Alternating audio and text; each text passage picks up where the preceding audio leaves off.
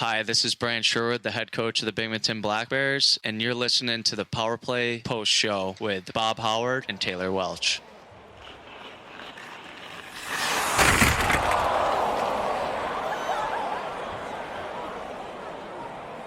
The Power Play Post Show is on the air, covering minor league hockey since 2003, and now covering the Binghamton Black Bears with news, reactions, and in-depth interviews only heard here. And now, from the Box Studios in Kirkwood, New York, here are your hosts of the Power Play Post Show, Bob Howard and Taylor Welch.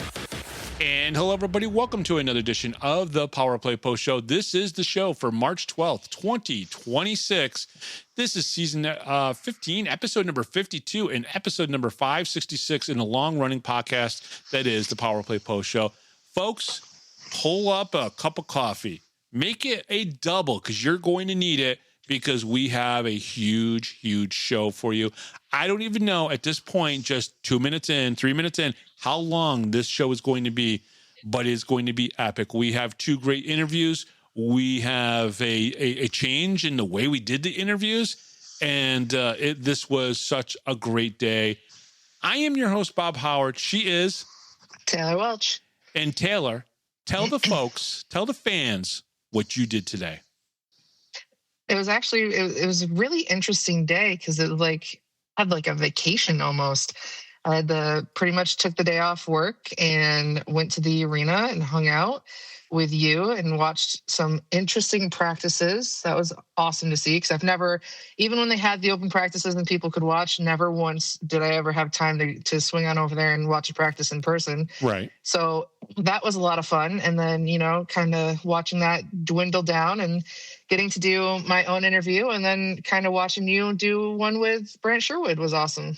No, absolutely. So earlier today, we went to the arena and we sat down. We watched the goalie sessions. So they had 4 goalies in the goalie sessions, and the players' job was to basically give the goalies, let the goalies see as many shots as they could, right? And just from all different angles and all different positions on the ice. There were four goalies there, and let's just clear this up right now. We do have 3 goalies technically on the roster. 2 of them are actually on the regular roster, and one of them is a college rookie, so he kind of doesn't really count towards anything, right? We could bring in another goaltender that's a regular goaltender in the league, and it wouldn't be that big of a deal. But the point here is that we have 2 goaltenders. We have Dominik Tmej, we have Dyson Skinner, and then we have our new kid. The last name is Chance. First name is eluding me at the moment. And those 3 goalies are going to be the goalies that we're going to take over the next 5 weeks to end the season. I'm pretty sure of that. But we do have them. Dyson Skinner is here. He was in attendance. I had some troubles figuring out which goalie was who because I hadn't looked at those goalie pads that much to see it. McCallum has white pads with like this green and tan on it. Let's see here. Brandon Shantz had a green helmet and green on his pads. Yep. And then Skinner had white pads with a design on them, but it was still in white, and then a white helmet as well.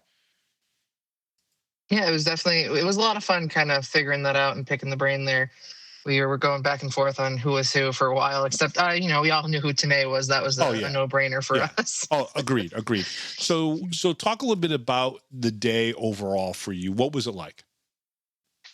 It was just interesting. It was so weird to kind of be in the arena and not have, surrounded by fans and to kind of just be able to hear everything happening on the ice and, to kind of watch these guys, they were, more loose than being an actual game and, right. Kind of taking these practices on and kind of understanding, how they work on things or, doing certain drills that they do. It was just awesome to see, honestly.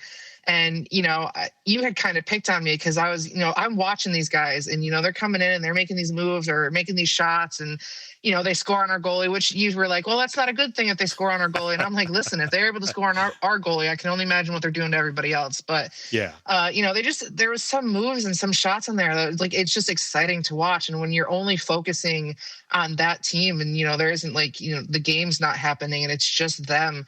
It was so awesome to watch and to kind of see, the lines and how they were forming and, how they run things and what they do. It was like no other words can describe it for me except just being awesome to be there. It's very structured. They're working on certain elements of their game, transitioning from zone to zone, working on 2-on-1 type of plays, working on things that are going to matter. Now that's on Wednesday. Now, if you went there on a Thursday, they'd be working on the power play. They'd be working on the penalty kill specifically. There are things that they do structured on Tuesday that's different than on Wednesday. And what they do on Wednesday is different on Thursday. And then on Friday, when they have their morning skate, they might be concentrating on something else. But it was great. It was great to have you there to start to see that. Yeah, and it was really cool to kind of see like the way that Brant and Q, work separately, but also come together and work together as the whole team. They were each doing their own thing when we first got there when the goalie sessions were going on. Yeah. One was on one side, one was on the other, and they were kind of doing their own things. And you come together and you talk about what you're going to work on and what you're going to do.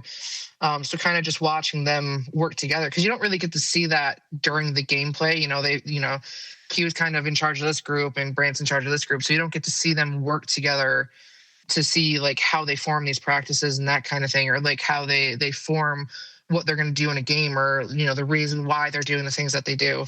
So that was definitely also an interesting aspect to kind of see that all unfold. And Q definitely is a lot louder. Like you can hear him plain as day. Brant, not so much. I had to kind of like turn up my ears a little bit to listen to Brant on the ice. Yeah, and they have a different style, but I think they're trying to work together to kind of blend the two strong points of the two coaches together, which will benefit both, right? Brant needs to be a little tougher, be a little bit like, let's go, guys, let's go, right? And Q needs to be a little bit more personable with the guys and give them encouragement and things of that nature. Because they came from two different scenarios, right? One played 42 games in the NHL, and he's working with single A guys who may never make it to the NHL in any capacity, right? Whether it be, behind the scenes or on the ice. So you have to kind of learn to be able to communicate with those players because they're giving you their all, but for very little money and very little promise to make it to the next level or the level above that even.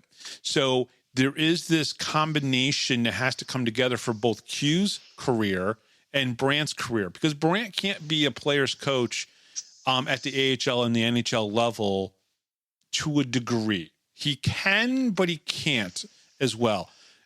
When you get up into the NHL level, you almost have to coach people a little bit different based on the player and who he is and whatnot. That's where Brant's ability to communicate with different people a different way is a good thing. But then there's the structure side of things where you have to know your X's and O's completely, and you have to get the guys to buy into that, which is a difficult thing for any coach to be able to do. I thought it was great. I was so happy you were there for that. Now let's talk about your experience doing the interview. What was that like for you? Awesome. Just yeah. It was really smooth. I didn't know how I was going to feel about it. Like even, the week prior, the 2 weeks prior, where I was trying to think of questions and how I wanted to things that I wanted to talk about. I think that's where the nerves hit me, was when I was trying to come up with things to talk about. Because once we were there and we're like actually at the arena, it's like everything else just went away. Like I wasn't worried about the conversation. I wasn't worried about talking. And it's not, Ramaekers isn't somebody that I've never talked to before, haven't seen before, even though we've probably never been formally introduced, because even he said that he's seen me here and there, which is kind of the same reaction that Brant had when he saw me too, is, they've seen me, but they've never like put two and together, or they've just never noticed that that's who I am, which is again, right. Fine. So yeah, that part of it didn't bother me. he's definitely somebody that's so easy to talk to. It was a lot of fun.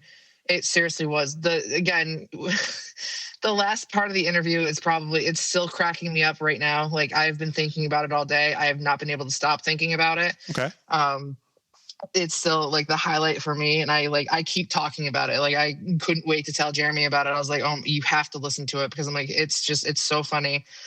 But yeah, it was a lot of fun. I really, really enjoyed that we did it, in the arena setting, and, the whole face-to-face thing. It definitely, which again, I've never done in a different interview, so I can't say like how the phone interviews go or anything like that. But right. The face-to-face, it was just definitely like, it just seemed to flow really well. Like, the whole back and forth between me and Scott, or you and Scott, or me and you, like, it was just so easy to kind of bounce everything off of each other, and to kind of see what was going on, and, be able to look at one another and kind of just feed off of that. So it was definitely interesting. It was definitely a lot of fun, and I truly did enjoy it.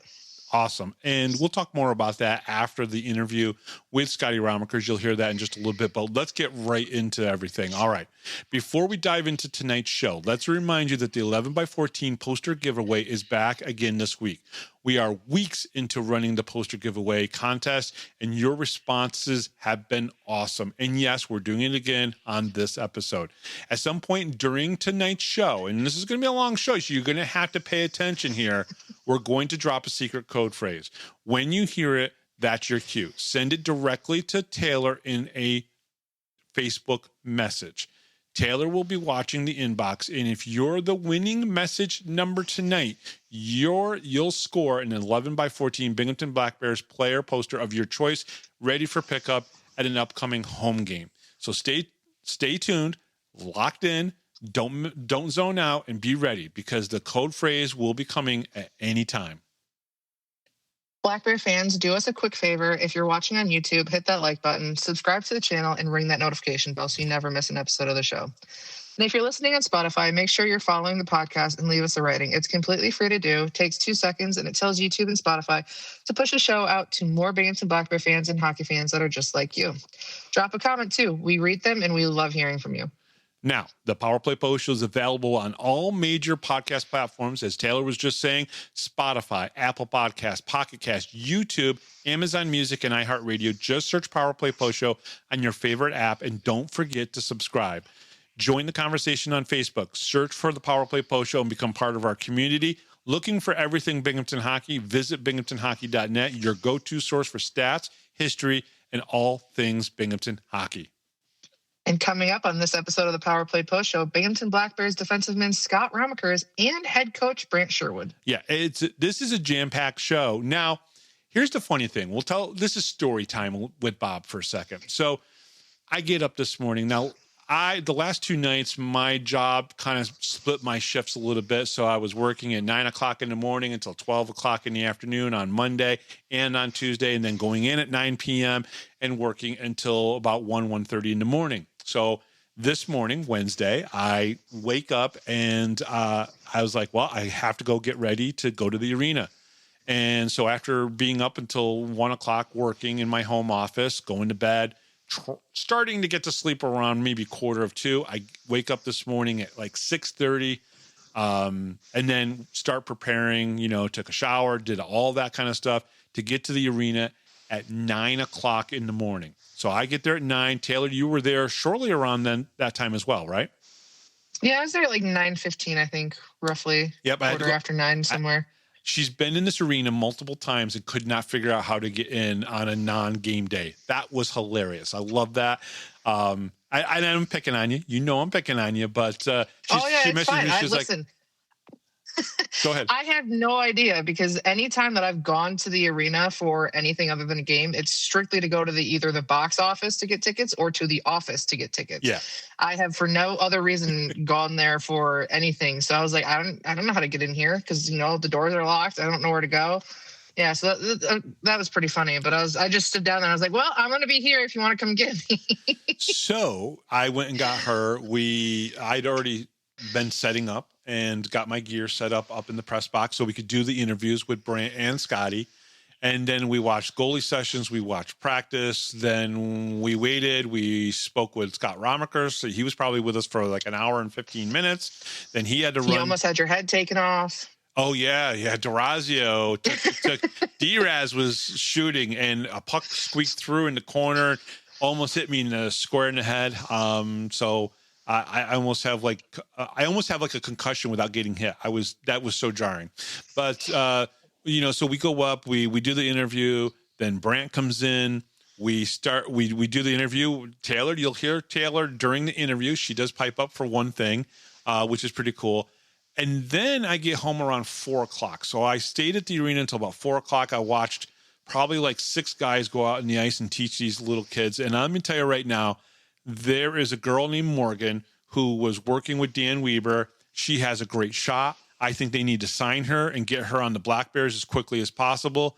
She was just amazing. Her skating ability was great. A lot of these kids have so much skills, and now they're learning from the Binghamton Black Bears players who are basically, being able to earn a little bit extra money. I know a lot of people talk about us paying them under the table and all this other good stuff, and yet they're still working with kids on the ice. And there was like 6 of the players out there. There was easily 12 kids out on the ice working with different players, and it was absolutely amazing. But this girl, Morgan, I could not believe how good she was. If Morgan's parents are listening to the show, or if Morgan listens to the show, she was awesome. She really stood out to me. We were watching her. Me and Brant were actually watching her, and I was just like, man, that release, the way she was throwing that puck into the net after going around some of the obstacles that Dan had set up for her was just amazing. Her skating was really, really so cool. I left around 4:00. I come home. I'm like, all right, I'm going to go start writing on our outline to get ready for the show. And Taylor, what drops? 3 awards for the Black Bears for the FPHL. That's where we're beginning this show. Not where I thought we were beginning. That's where we're going to begin the show. So Taylor, who was the first award winner? The first one was for Dominik Tmej, who was named February FPHL Goaltender of the Month. The Federal Prospects Hockey League announced today that Binghamton Black Bears goaltender Dominik Tmej has been selected the Goaltender of the Month for February. Tmej was 6-0-1 for the month. His statistics were 15 goals against. His goals against average was a 2.12. He made 185 saves for a .925 save percentage. Plus, he had 3 shutouts for February. Dominik had back-to-back shutouts the weekend of February 6th and 7th against the Indiana Sentinels. He is leading the league with 22 wins, goals against average with 2.10, and shutouts with 4. Yeah, it was pretty amazing. Now, okay, so that was the first one I saw. I think that might have been the first one that dropped. And I'm like, oh, okay, all right. So I got to put Dominik Tmej's, and Dom, here's your shout out. You asked for a shout out after practice. He was like, I said to him, I was talking to Brant and Scotty. He was like, oh, did someone give me a shout out? No, Dom, no one gave you a shout out, but they did. He just doesn't know it yet. He's got to listen to the interviews first. So no, boom. Okay. I add that to the outline, right? I go back to Facebook one more time for 5 minutes. There's the one for Ivan Bondarenko. He was named February's FPHL Player of the Month. The Federal Prospects Hockey League announced on Wednesday that Binghamton Black Bears forward Ivan Bondarenko had been selected for Player of the Month for February. Bondarenko played in 8 games for the Black Bears during the month and scored 4 goals, 12 assists for 16 points. Ivan's best game of the month came on February 20th, where he recorded 5 assists out of 10 goals against the Watertown Wolves. In another game versus the Indiana Sentinels, he ended up with 4 points, 1 goal, 3 assists for 4 points. The 28-year-old is a native of Moscow, Russia. Ivan began his professional career in 2019 after spending 4 years with the Oklahoma City Junior Blazers of the WSHL. Ivan is making this season with the Black Bears his second stint in the FPHL.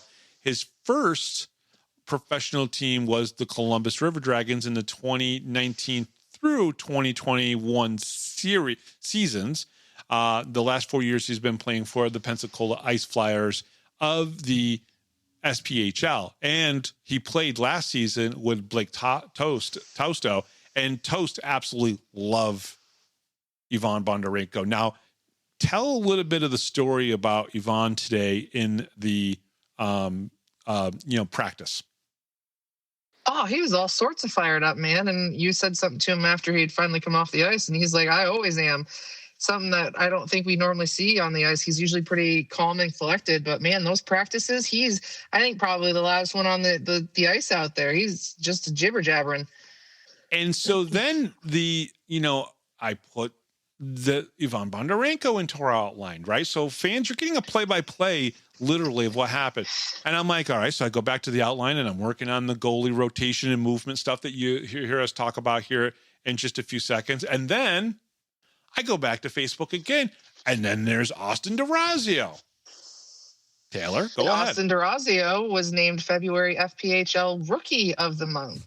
The Federal Prospect Hockey League announced on Wednesday that Binghamton Black Bears defenseman Austin D'Orazio has been named the Rookie of the Month for February. D'Orazio appeared in 8 games and recorded 6 goals and 11 assists for 17 points during February.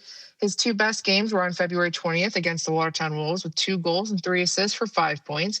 Austin's other outstanding game of the month was on February 14th in the Valentine's Day game against Port Huron Prowlers, where he accumulated 4 points, 1 goal and 3 assists.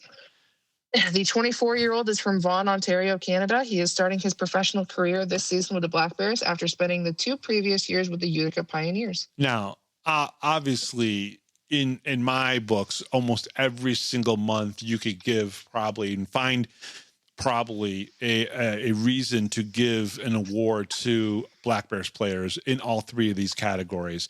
It doesn't happen. It probably shouldn't happen because, realistically, you should really spread these kind of awards out. I am glad that the FPHL decided to do this, at least, in the month of February, because these guys deserve it. This is the best team on ice in single A hockey. I will stand by that 125%. I know Yvonne gets mad at me when I say, well, this is the best player on the ice. This is the best. Listen, this year, CJ Stubbs is definitely the best player in the FPHL. I'm not saying anything about anybody else because I don't want Yvonne to get mad at me because, I'm fearful of the Russian mob coming after me because I just think Bondarenko could probably make a phone call. Servone after you. Servone, yeah. Okay, so there was a funny story. So we were at practice, and I went down, and I was kind of scoping out things a little bit. I was looking at the goalies that were there because still we had confusion. We didn't know who was out there. We were figuring it out. Detective Taylor is really good at figuring that kind of stuff out, and she did a pretty good job with that. She's got resources and skills that people don't know about and probably shouldn't know about. It's a little scary.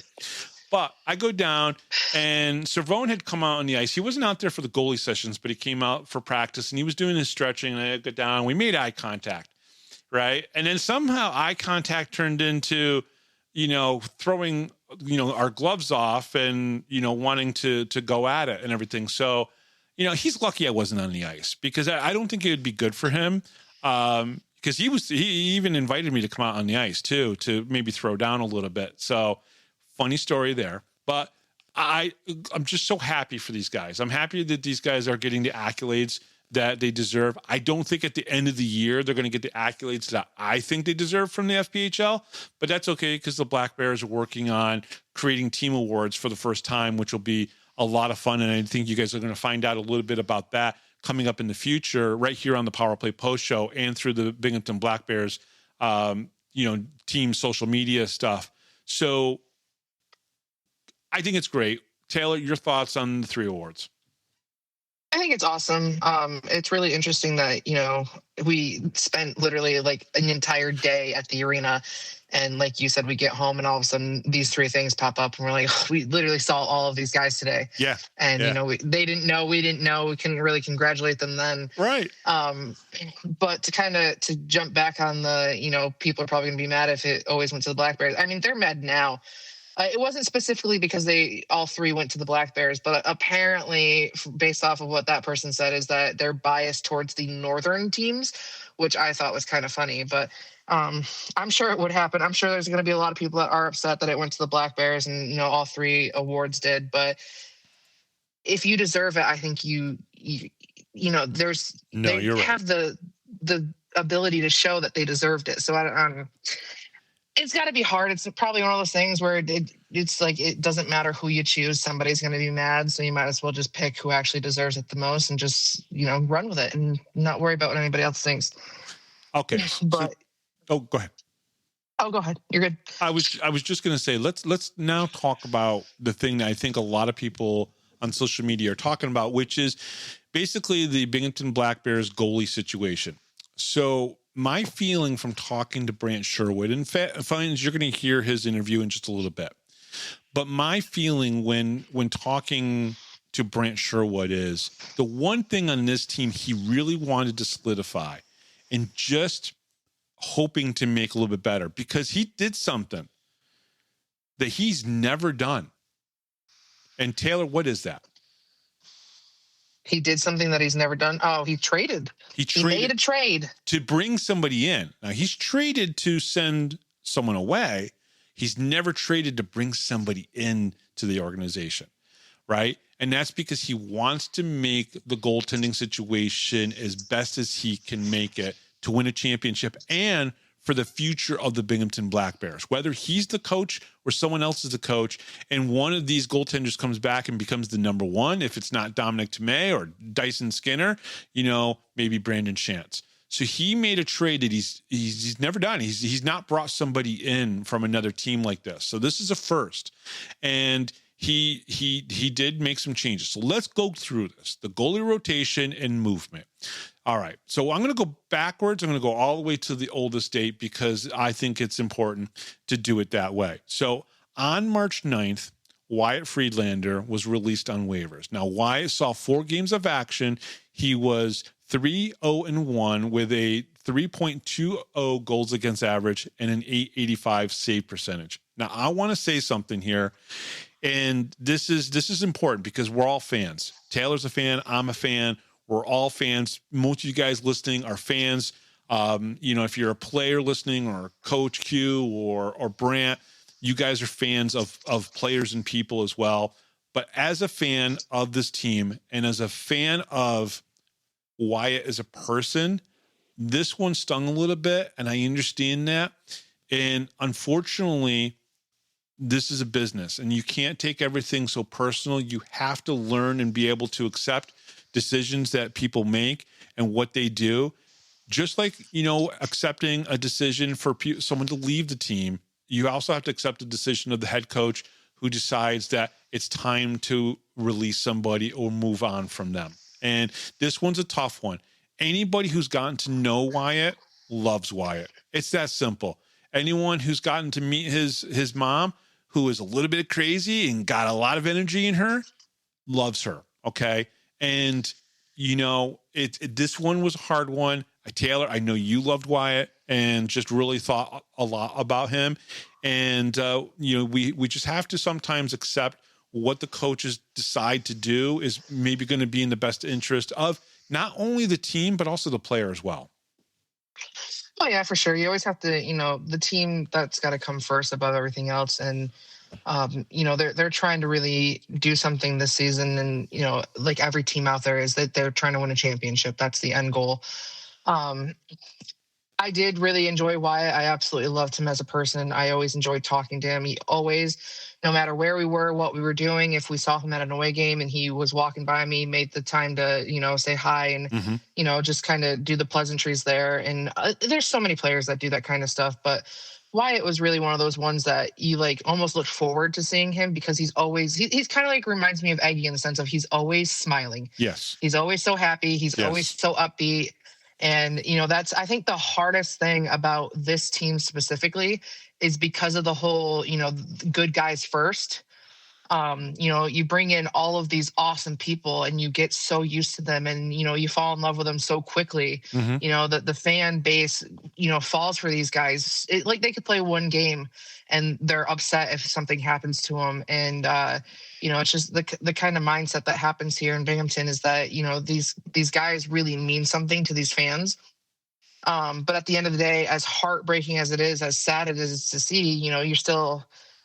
you're still looking out for the team. You're still doing what's best for them. And you just kind of hope that, whatever happens with Wyatt, he just whatever he ends up doing, whether he goes to a different team or he goes maybe a different league or plays something else, does something else. No matter what he does, that he's happy and he's kind of pursuing whatever dream it is that he has. I totally agree. And just hoping for the best for him. Now, that was on the 9th. Now, on the 10th, the Black Bears signed Brandon Shantz.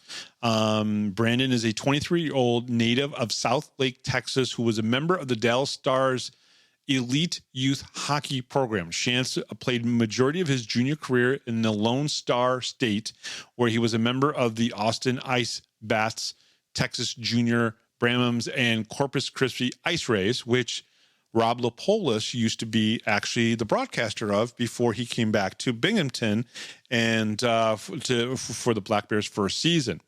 After his time in junior, Shantz chose to attend Plymouth State University in New Hampshire, the same school that current Black Bears Gavin Yates also attended. During the 4-year stint with the Panthers, Shantz posted a record of 26-12-2. At the end of his NCAA Division III career, he finished with a .912 save percentage, a goals against average of 2.25 with 4 shutouts. The new netminder stands at 5'11" and weighs about 180 pounds. So we got to see him today a little bit in the goalie sessions and, of course, in practice. Now, I can't say that I specifically looked at him enough. Fundamentals, he looked good so far, and hopefully we'll see him. I'm going to guess Skinner plays on Saturday. I know Tmej is going to play on Friday. I think Skinner will play then. Hopefully Brandon will get a game in the week after. You really think that Skinner's going to play after the conversation we had with Brant? On Saturday? Yeah, remember before we sat down and actually started talking with Brant, he said that he had given Skinner quite a few days to get up here because he's like, I wasn't expecting him to get here so soon because he wasn't going to be playing this weekend. You're right. And he drove 14 hours to get up here to get out here for practice and do the goalie sessions. Yeah. No, he So, did. I mean, he could change his mind because, he was that determined to get up here and he's here for practices and he showed up. So he very well could change his mind on that. But I mean, maybe Shantz gets in the game. Well, yeah, it kind of sounds like that's the way it was going. Okay. All right. So more. All right. What do I know? Dominik Tmej and then Brandon Shantz. I can't remember everything. It was a long day at the rink. All right. Now, on the 11th, which was today, we had a couple other goalie movements here. Okay. So Dyson Skinner was signed. Now, he was also.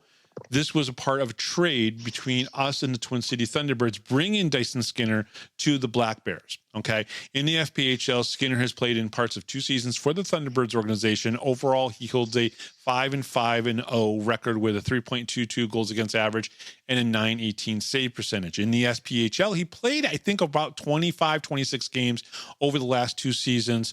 Has an 11-11-1 record. He also played in 1 game in the ECHL with the Atlanta Gladiators last season. Okay. I definitely had my eyes on Skinner a little bit today during practice, and I do think he's got a pretty good skill set. I think he's going to be the 1B for sure in this organization. Now, with that being said, also today, after practice was over with, Brant did have to have a conversation with Marshall McCallop.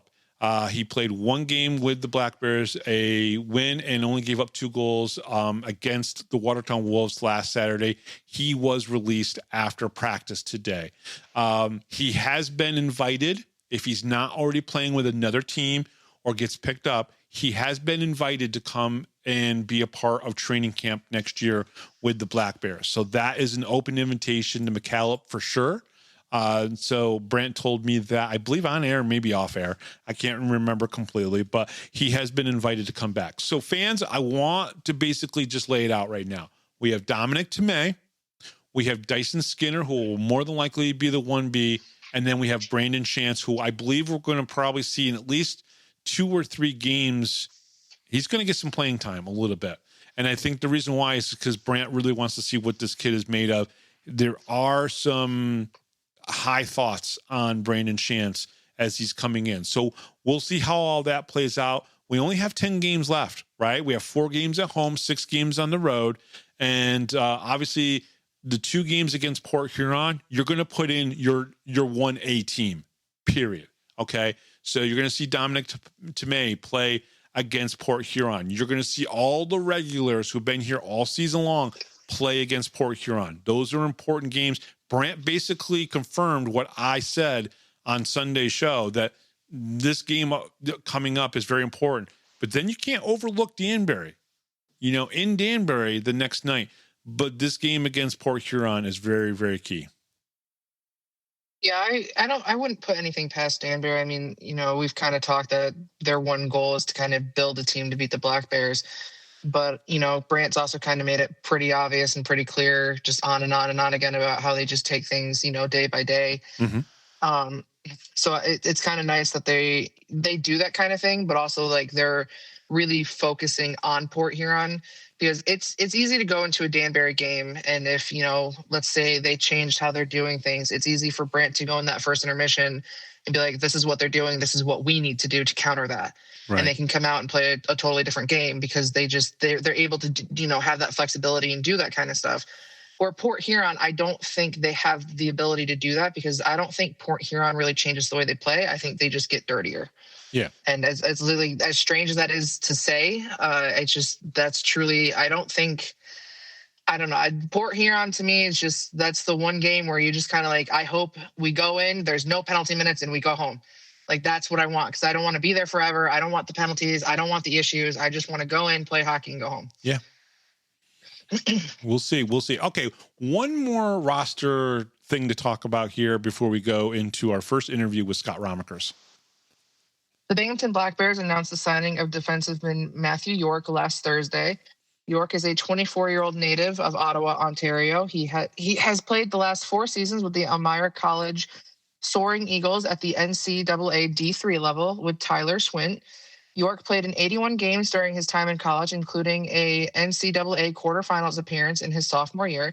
He stands at 6'3", weighs 194 pounds, joining Sam Holy as another collegiate signee on the Black Bears blue line.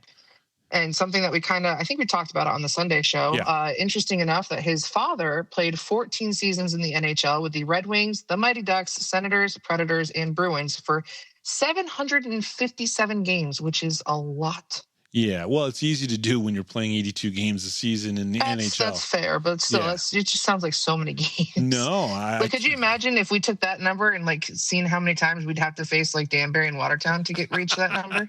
You'd probably like rip all your hair out. I probably would. And I have a full head of hair and a great head of hair, I must say.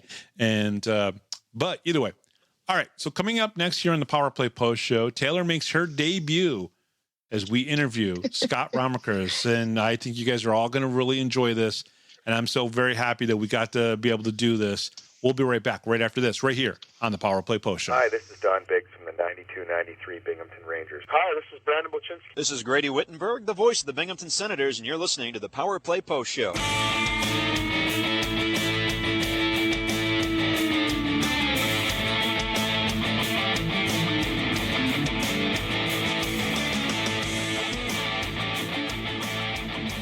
Here is another Power Play Post Show interview exclusive with Bob Howard. And welcome back, everybody, to the Power Play Post Show. Sitting here at the Visions Veterans Memorial Arena and up in the press box. And look who I have here. It's Taylor Welch. Taylor, how's it going? I'm good. How are you, Bobby? Good. Now, who are we sitting next to, Taylor? Well, you can consider him a forward or a defenseman or maybe even a goalie at some point. But we are joined with Scott Ramaekers. Scott, thanks for coming on the show again. Yeah, thanks for having me on. So Scotty, it's been a good season so far. Have you been happy with the season? Yeah, I've been happy. I think we're mathematically not able to get 50. Is that true? I'm not sure. You cannot get 50. You can get 49 at the moment. Yeah, that was a goal of ours, just to get 50. Obviously, we had a lot of guys going to get visas and going to the SB, and now Max up in the coast. So that definitely plays a role. But yeah, it would have been nice to score in that shootout against Danbury to kind of keep that alive, to be able to get 50. But I mean, you move forward. But yeah, overall, I've been really happy with the season. You have bounced back and forth between defense and forward. I know you consider yourself a defenseman now here, at least with this team. Is it easy, hard to kind of get the going back and forth and trying to get used to that? Or are you finally into that groove where if you come in on this upcoming Friday and he says, you're playing with Tyson on a line, or, nope, you're going to be with Jesse, it doesn't matter? It's easier to go back than it is, like, to go back to play D than it is to go up front, just because. Explain why. The decision making up front, honestly, the skating, a lot of it, like, it takes me usually a period or two. Yeah. Once I go up to kind of get my legs and get in the groove of things. But a lot of it, especially if I'm on wing, is like the decision on the wall, right? Because you're in the middle of the play, essentially, to where when you're at D, the whole play is in front of you. Mm-hmm. So you have a little bit more time and you kind of see plays develop a bit differently from when you're on the wall. So I would say, like, going up, it takes me a little bit. But once I go back, the game honestly slows down once I go back, just because the play's in front of me. And I feel like a strong suit of mine is, and an underrated part is probably like my passing and my hockey IQ. So being able to see the whole play and kind of know where I'm going to put the puck before I get it sort of helps me. So kind of following along with that role there, because we're just kind of talking about you playing on either end there. You've been paired up with Anderson as of lately. Do you kind of feel like that's your role now, or do you feel like you could still kind of be the Swiss Army knife and be kind of plugged in wherever if needed? Yeah, I think down the stretch here, because we have bodies now, I'm assuming I'll stay back at D and play with Ando. I know we work really well together, and we communicate really well. So if he wants to jump up in the play and show his offensive side, it's kind of just, honestly, sometimes I just look over and see him skating up, or sometimes make eye contact or whatnot. So a couple weeks ago when I scored a goal in Watertown, he started to skate up, and I yelled over to him like, "Ando, I'm going." And he held back, and I went up. So it ended up working out. But yeah, no, I think we work really well together, and it allows us to both kind of showcase our offensive ability. Yeah, that's one thing that I've heard is that you guys kind of seem really well paired together, and that's kind of, it obviously shows out in the ice. Before this season started, you actually came on the show. It was early October, so before banner raising night, which is it was right after my signing. I really need to get into here, because on that show, Bobby had asked you if you could make him a promise and win banner raising night, because you guys didn't win banner raising night the year before, and I had to hear him complain about it the entire season. Yeah. So I really want to thank you for kind of winning that night. But wow, coming into this season, because your first year you only played 8 games as a college rookie, and then you played a full season. Does it feel different this time being back-to-back champions, or is it like a whole new chapter, a whole new book? Does it feel different to kind of come out on the ice now, or is it still kind of like, does the momentum kind of carry over? That's a good question. Great question. Maybe she should write the questions now. Yeah, that's a really good question. I think my first year, when I came in, I didn't play in the playoffs, so it was kind of good to watch from not the outside. Obviously, I'm still in the room, but kind of see how like the older guys handle themselves. Like following a guy like Kirks, seeing Don. See how like Bonner elevates his game, and then he gets banged up, and then he ends up playing the championship game as, just a true warrior, and just kind of seeing how those guys handled themselves. And then last year, the nerves were a bit higher. Obviously, it was my first playoff run with the team when I was in the lineup, and I moved around a bit. And then, but right before playoffs, I went back to D. So I was kind of still figuring it out when playoffs were coming around. And now, yeah, I think there's a sense of confidence because we've been here before. When the weather starts to get nicer and stuff like that. I mean, today is a beautiful day. You start to kind of feel the playoffs is coming about, which is just exciting. I think it just elevates our intensity in practice. I think towards the end of the year, you start to not take practice and games for granted, because you start to get down to 15 games, 10 games left. So, and every year the group changes, so you just try to savor every moment with the guys that you got. So you kind of talked about like looking up to certain players and, the guys who have been here for a while, being that this is now going to be your second full season, and that, the college guys are starting to come in and starting to fill up the locker room. Do you have guys that are like looking up to you or coming to you for advice, or, do you kind of let other people take that role? Yeah, I don't know. That's another good question. Like, I feel like when you're the one getting, maybe looked up to, you don't really realize it, like when I came in, like I said, I was looking up to some of those guys, kind of seeing what they did. And when Coach Q came back, he was still playing, but kind of picking his brain on, just kind of how he approaches the game. And obviously he had a great career playing professionally. But yeah, I'm not really sure. I think as I'm older, I'm a bit more vocal. I think that just comes with experience of playoff experience and just games in this league. Now with the college kids coming in, being able to kind of help them and calm their nerves a little bit. So, yeah. Yeah, as we were kind of standing down there as practice was finishing up there, Q made a comment that you're his favorite player, but then Brant turned right around and said that you're a kiss-up. So I don't... Oh, wow. Yeah.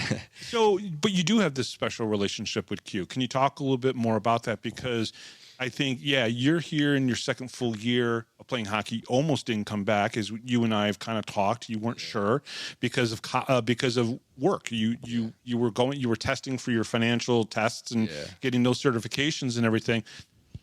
What's it meant to you to now say, okay, I did come back. I worked with Coach Q, and that not only for you but for other players on this ice, they're getting to learn from somebody who did make it to the NHL. That's a big deal. Yeah, it's huge. It's huge. There's not a meeting that he hasn't been in. There's not, right? Like, he's been in power play meetings with Patrick Kane, Jonathan Taves. Like, he's been, he's been in a lot of locker rooms, learned from, great coaches, historic coaches at the highest level. So yeah, just trying to pick his brain. And I think me and Q I don't know, we have a really good relationship. It came about when I first signed here out of college, and the team was traveling up to Motor City or traveling to Watertown, and I was staying back here with, Liam Anderson and Utes, and we would skate on our own here while the team was gone. So I think just kind of building that, and, at that point, I'm not in the lineup. I'm early on in my pro career. I want to develop. So just, I try to be like a student of the game and constantly be learning and, just kind of picking his brain. And yeah, I don't really know how it all came about. He played with a few guys that coached me when he was actually here. Mm-hmm. So connecting the dots with that kind of sparked it, and then played a couple rounds of golf, and I was able to actually. Did you beat him? Did you beat him in golf? He's a great golfer. Oh, okay. He's a great golfer. That's important. No, he's really good. He pounds the ball. I'm not surprised. I've seen his shot, and his shot is very good. Not just, the hockey shot. His wrister, his slap shot, pretty good. So I'm not surprised that he's pretty good in golf. Yeah, his hockey shot's not too bad. I would say it's pretty good. It's how he made a living. Was that one timer? Yes, from what he tells us, at least. No, I watched him. I've seen him. I've seen him here in Binghamton. I watched a couple games against the Rangers that I don't want to talk about, but whatever. Some of the guys went to the Rangers last night. Yeah, that's how important is those kind of moments, going out with some of your teammates. I know you've been busy a lot this year with your job that you're doing to try to kind of, further your life once hockey playing is done, right? Yeah. How important is it, though, for some of those moments, you talk about golf with Q, but for the players on this team to go and do something like that? I think there was 4 of them that went to the game. Yeah. I think Don came on here and said it before, just like the relationships you make is kind of what makes, playing professional hockey, playing hockey in general. There's guys now after playing here, like I have friends all over North America. So right. The relationships are huge. I think that's, in hockey, but also life, right? Like it's super important for guys to get closer, spend some time away from the rink, get out of town, go to MSG, see that. So I was super pumped that those guys were able to go. And it was a 4-0 win for the Rangers, so I was happy. Ems was probably happy. Yeah, I was watching the Sabres game.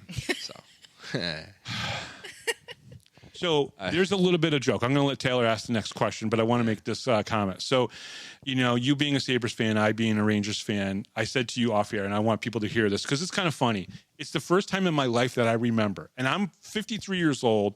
The Sabres have been around for a while, long enough. Obviously the Rangers are one of the original 6, right? Yeah. But this is one of the first times I can remember in my life where I'm like, well, the Rangers aren't going to make the playoffs, but at least they're better than, they're not better than the Sabres this year. Yeah. That's really hard for me. Do you understand how important it is that we always at least were better than the Buffalo Sabres? Yeah. And it's not this year. I mean, the Sabres are just rolling this year.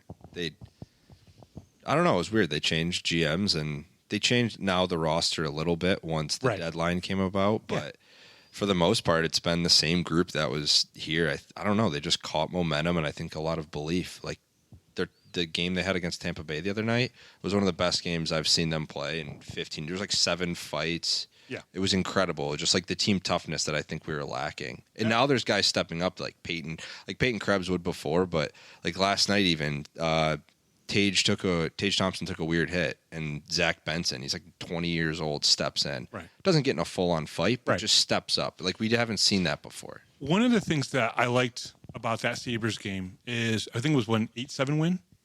Yeah. Yeah, 8-7 win, right? Goals. A lot of people will talk about the NHL saying that a 4-3 win is the best, but is the best kind of type of game for the NHL, right? But every once in a while, you just want to see a little bit of scoring, right? Where they just kind of, everybody blows up. It's not that the goaltenders play bad. Right. It's that there's just more opportunities, obviously, for the forwards with, maybe the defenseman breaking down or they're getting beat or whatever it is. It's kind of good. But then you also ramp up some of the physicality, right? The fights. Yeah. That's why that game is going to be remembered. That's why the outdoor game, Tampa Bay and Florida, I think it was. You have the goalie fight. You have a little bit of everything. That, to me, those are the kind of fun games because you guys, unfortunately, have played 33 games or are going to be playing 33 games against the same two teams. Yeah. And it hasn't been that spirited with either two. Instead, the team, and we'll talk about this in a few minutes, the team that's coming in on Friday, that's where the spiritedness is, and you guys only play them 8 times this year. Right. So it's kind of interesting, but I'm happy for you, but I'm not when it comes to the Sabres. I just want to say that publicly. All the New York Ranger fans out there, do not congratulate Scotty if they win the Stanley. No, I'm just kidding. I don't think so. I don't know. People are saying they're contenders, but they are. Do you know why they are contenders? Because they believe in themselves. They have confidence. No, I agree. It's just kind of as a Buffalo sports fan, you start to just the Bills have been contenders for how many years, and something happened. So it's like you don't want to get your hopes up. But no city deserves it more than Buffalo. Oh, I will say that. Crazy. I'm a Dallas Cowboys fan. I still think the Bills deserve to win a championship. I am a New York Rangers fan. I think the Sabres deserve to win a championship. If they had a baseball team other than AAA, well, no, the AAA is in Rochester, right? No, they got the Bisons. Yeah, they got the Bisons, right? Yeah, they've probably won. That's probably the one team that has one that nobody knows about. I don't know if they have. They maybe have the lacrosse team. Oh, okay. Like I've gone to pro lacrosse up there? Okay. It's indoor. Isn't Rochester too? Yeah, it gets in Toronto does too. So that's that's nice. That's nice. But those games get crazy. Like it's at the Key Bank Center, and they'll get 10,000. That's crazy for lacrosse. Yeah, and then in the finals, if they get in the finals, it'll sell out. Like I went to, I think 2 years ago. So they play a best of. I'm pretty sure it's 3 in the finals. Could you play lacrosse? Game 3, and 1 sec. Okay, it was game 3. And it was sold out completely. It was the first time I've seen the Key Bank Center sold out since, I don't even know, probably 2014. But lacrosse, not professionally. I played high school lacrosse. Okay. And I was pretty good. All right. I was he just... doesn't like running, so I don't know. Yeah, I'm not. That's a lot of running.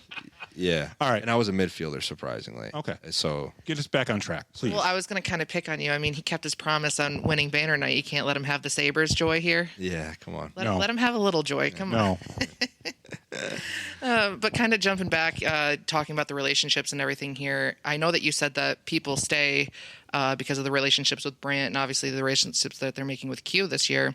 And you just talked a lot about just the people in Binghamton and why people stay. Yeah. But I don't know if we ever found out in your previous interviews with Bobby the reason on how you got to Binghamton or why did Brant reach out to you? Did you reach out? How did you go from college to playing with Binghamton? Did I never ask this question? I'm surprised if I did. I think you might have last year.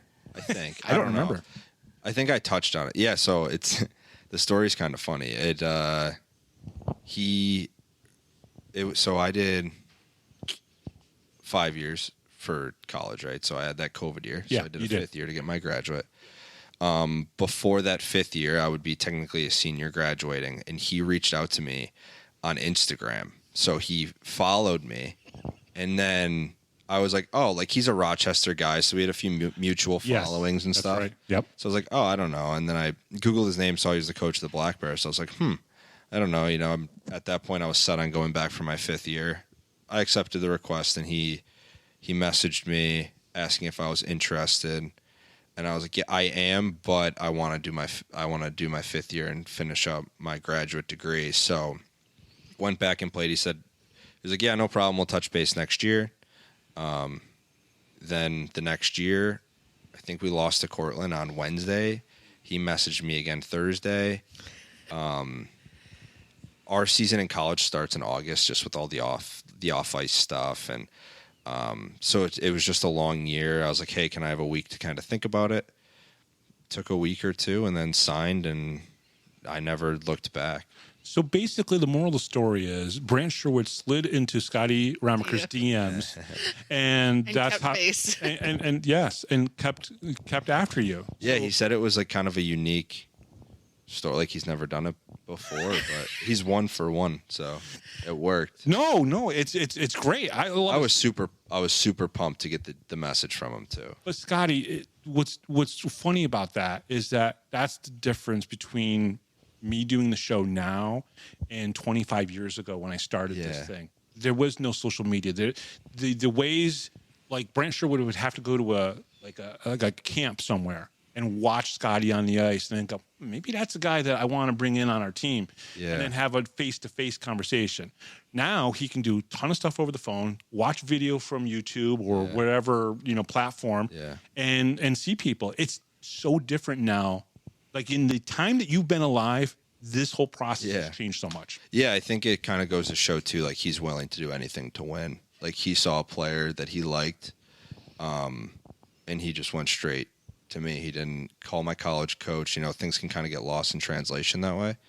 And that's just how he is. He will do anything. Like he has to make tough decisions and do things like that. And I know he sometimes gets some backlash, but he's always doing it to win and the betterment of the team. And you just have to respect a coach like that.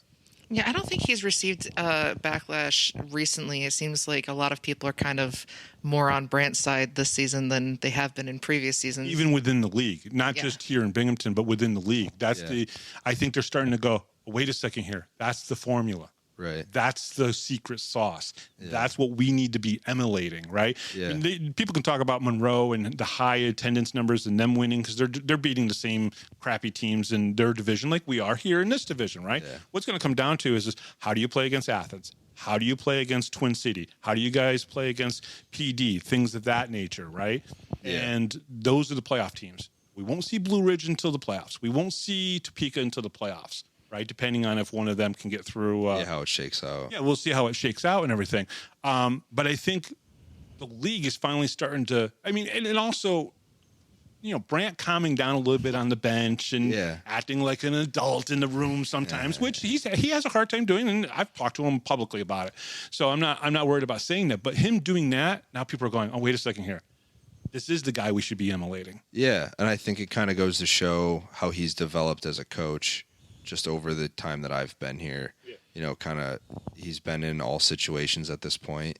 So, he might not lose his cool like he would in the past. I miss it, honestly. Yeah. As much as I didn't want him to do it, I miss it. I really do. I think there's quite a few of the fans that would probably enjoy a Brant breakdown. Yeah, when I first got here. Some of the away games, I know in the away games, the opposing teams love it when Brant loses it. So yeah, I know. Like when I first got here, he got suspended, I think, like 2 or 3 times, and I haven't had a coach kicked out since like youth hockey. So it was kind of, and that was the parent of the star player on the team. It would probably got kicked out. Youth hockey seems intense, like more intense than anything else. Oh, it's scary. Up in Toronto, like we used to go up to Toronto and like into Detroit, insane. Like these parents are maniacs. But yeah, no, I think. Are your parents as calm as you? Yeah. So your mom and dad never got like in the face of a coach and said, "Play Scotty more, play Scotty more." No. My parents would not do that. My mom, honestly, she probably doesn't even know if I'm playing a lot or if I'm not. So she's not paying attention. She is, but I think I have a feeling it's one every 3 shifts she actually sees that I'm on the ice. I think she kind of especially she's covering her head. She's acting like a goalie parent. I'm not watching. Yeah, no, I don't even think it's that. I think she's just watches the puck and then it's oh, well, there's Scott, And I think early on I've gotten before because Stubbsy wears 23, has a beard. I've heard, that people sometimes mistake me for him just skating around the ice. So now there's a mistake of you and him because for me, when Stubbs came here, I called him Weebs because he was wearing a Weebs jersey to go get his mugshot. Oh, yeah, From the back, the hairstyle and everything, they look identical. It did. But you're saying now people are thinking that you look like Stubbsy. He said he's gotten it before. I think they probably think that until he touches the puck, and then when I touch the puck, look at the curly hair. When he touches it goes in the net. You don't see the hair. All you see is this. Yeah, I know. Yeah, I think it's part of the beard and the 2 and a 3 and 2 and an 8. I don't know. I have no idea. Well, some of the jersey numbers are sometimes even difficult up here to kind of. Yeah. I'm a little worried about sock out cancer this upcoming Friday because of the pink and the dark, and then there's this yellow line around the numbers, and it's just going to throw me off. Yeah, I haven't really seen the jerseys. You haven't? Much. I saw a little bit of it, but I didn't look that in detail. Because you practice and go to work. That's why you practice and go to work. Yeah, it's been busy. Can we talk a little bit about this season? Yeah, a little bit more. Obviously, the team is on par to literally they could match last year's win record. Yeah, which is great. A lot of players gone up. A lot of players gone injured. Tyson and Zach were both injured. Then Zach went up. Tyson went up for a few weeks. A lot of movement. Yeah. So what's the glue that has kept this team to win and to still have the record that they do today? I don't know. I think part of it is Sherwood and Q, getting everybody on the same page. Part of it when those guys go up and come back, a lot of them were here for the championship season. So you hear it all the time and it might be cliche, but when you win a championship, that's kind of a group that you're close with for life. Absolutely. Right? So those guys go up, they come back, and it's we haven't missed a step. We kind of pick up our conversation right where we left it, which is kind of interesting. But yeah, I think just having the togetherness to want to win, and they also understand the picture of wanting to win 50 games, which kind of stinks we didn't get there. But now it's okay. Let's get match last year, and hopefully the outcome at the end of the year is the same as last year. It does mean winning the last 10 games of the season, and 2 of those games against Port Huron. Yeah, that's going to be tough. Yeah, they're a good team. They like to be physical and drag us into some stuff, but the biggest thing is just keeping your cool and playing our game. And yeah, I don't know. We've had some good games against them, so it's exciting. Now they're going to be short a couple people, but it is Port Huron. We expect the physicality. Yep. We expect violence because that's how I've heard it described to me before. They're not just physical; they're a violent team. Yeah. How do you guys think about that? Do you guys prepare for that?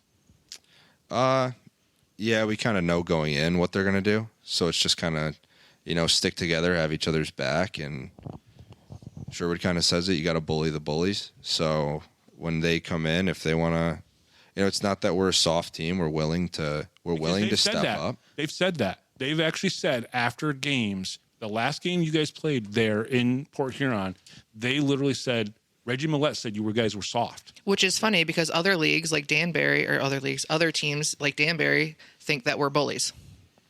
So how can you be soft and a bully at the same time? Yeah, everyone's entitled to their own opinion. Even if it's wrong. I'm not. I'm not in a position to say what's right and what's wrong. Okay. I'm just kind of curious. Their associate coach, Chris Paulin, basically has said that you guys don't want to play their style of hockey.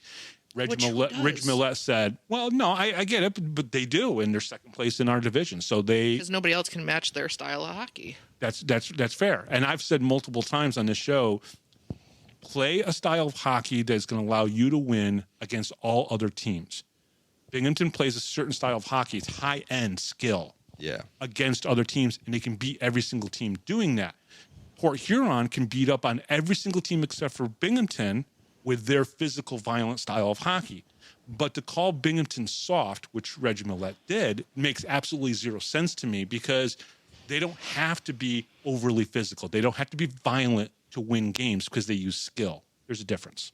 Yeah, I think we play physical in the right ways. Yes. Right? Like, if there's a hit to be made, it's made. If, typically if there's a fight to be had or something has to address something, we do it. But I don't think we're going out of our way to get sucked into that stuff. I think kind of what we have here is, I would say, working. I think we're looking at 2 of the championship banners there, not to be that guy, but it's to also be that guy. I mean, yeah, like, I don't know. Like I said, everyone's entitled to their own opinions, and if that's what they think is going to beat us, that's fine. And obviously there is some bad blood when it comes to, we knocked them out of playoffs last year, and I don't know, it's, when people come into town, they know that we've won back-to-back and we're going for a third, so they want to, to be the best, you got to beat the best. And I think right now, you guys are still the best. We're at the top, and they're gunning for us, and you have to respect that. But we know that coming in. We're getting everyone's best game. How do you guys get up for Watertown and Danbury? I am struggling with these last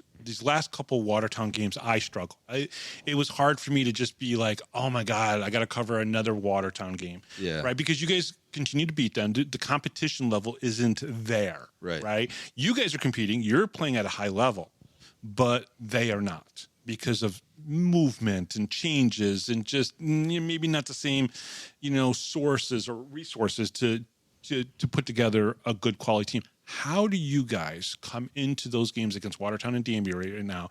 Because there is 16 against Danbury, 17 against Watertown. How do you get up for those games?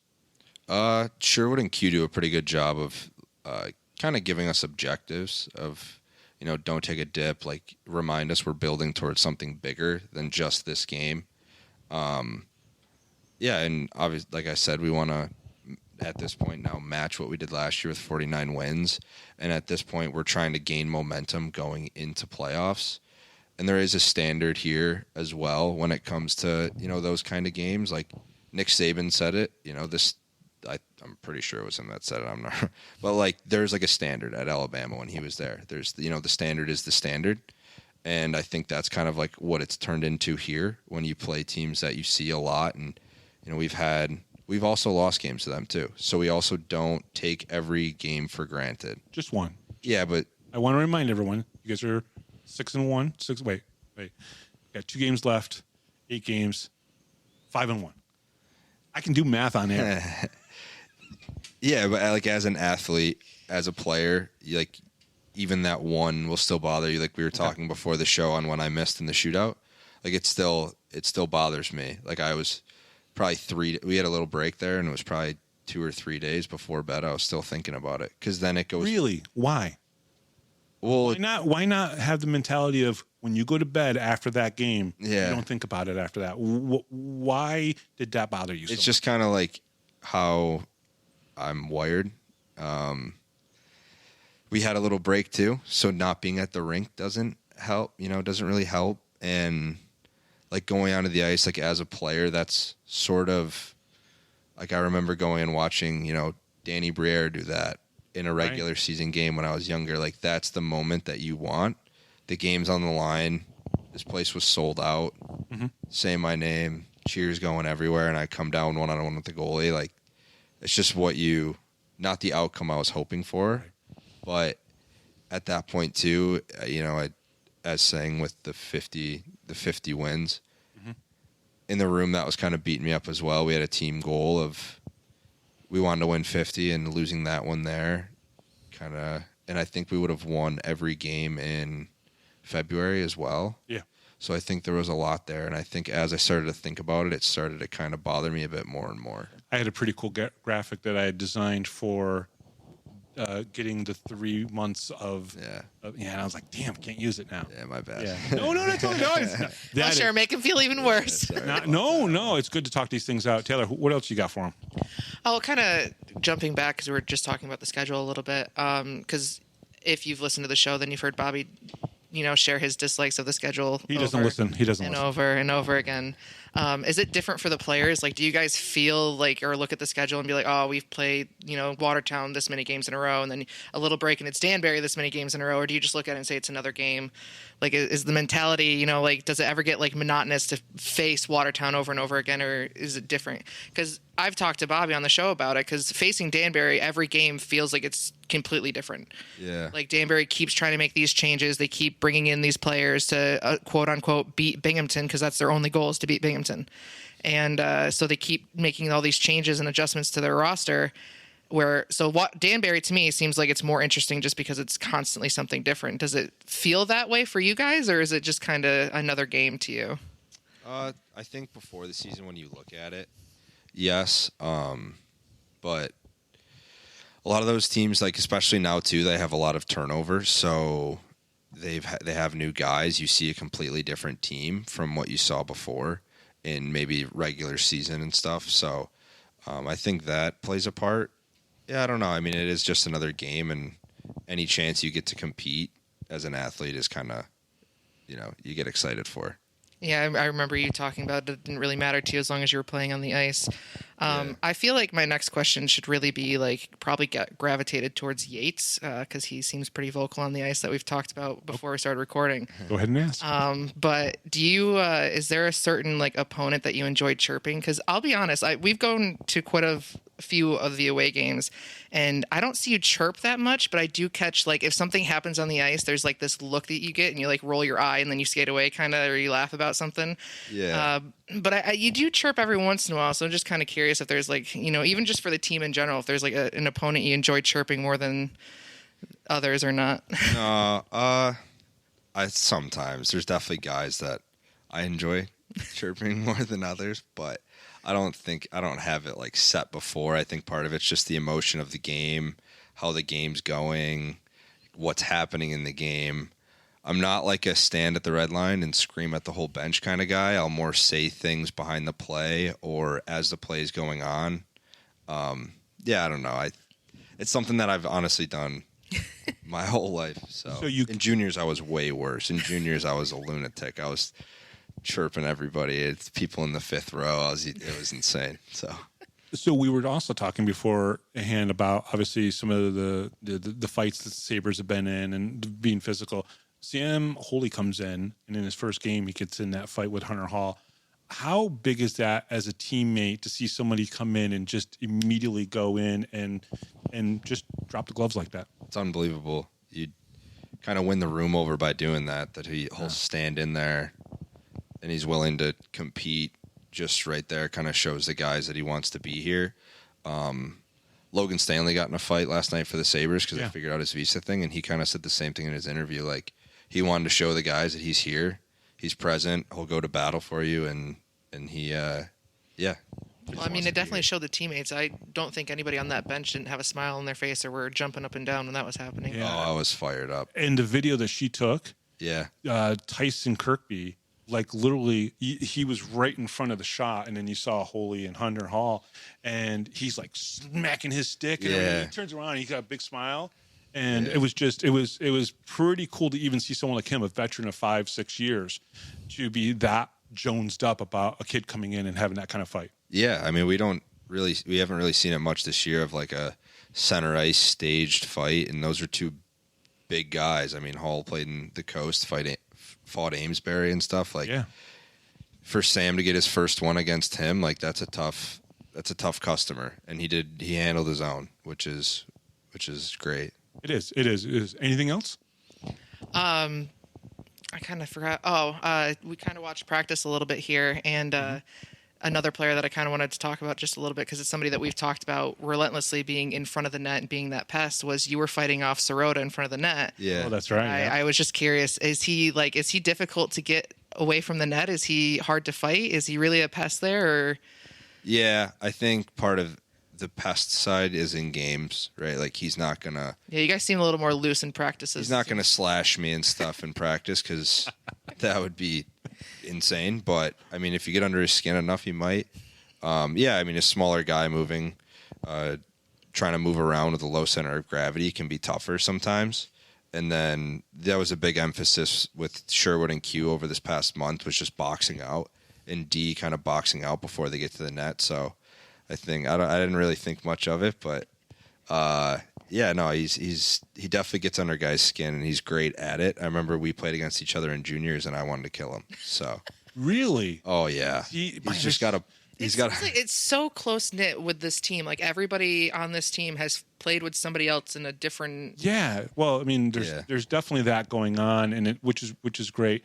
Scotty, so this weekend, obviously, I think it's Danbury on Saturday. Sock Out Cancer Night on Friday night against which is going to be interesting because obviously Port Huron's coming in. We know how physical they are. You guys are going to rough up those jerseys a little bit, maybe. Yeah. Maybe that'll get the prices up a little bit higher in the auction afterwards. Now, I've told a few of you guys, when you guys go out there, just show a little bit more leg, and you're going to get a higher price. I don't think Shankar needs any help in that. No. Shanks, I think that there was definitely something fishy going on with the Shanks getting 2,200. But he's a fan favorite around here. He is. He's a great guy.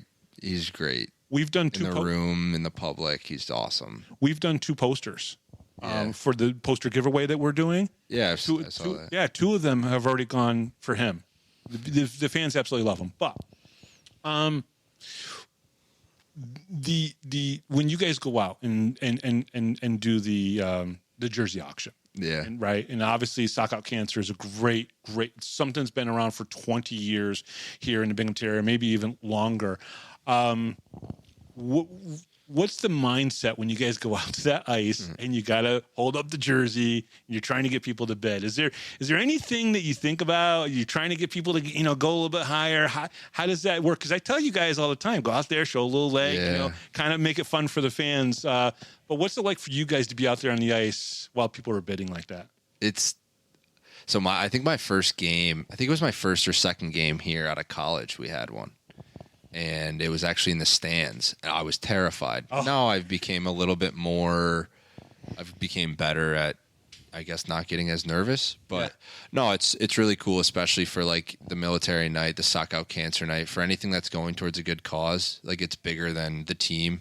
That's something we also talk about before. I know we had a military. I think he was an Army veteran come in before the military night, and like the guys were just. It was incredible, and yeah, things like that. You kind of, it's bigger than just the game on the ice. It's to raise money and awareness towards certain things. And when you're out there and you see it kind of get up there, you get excited just because you know what the money's going for and it like going to.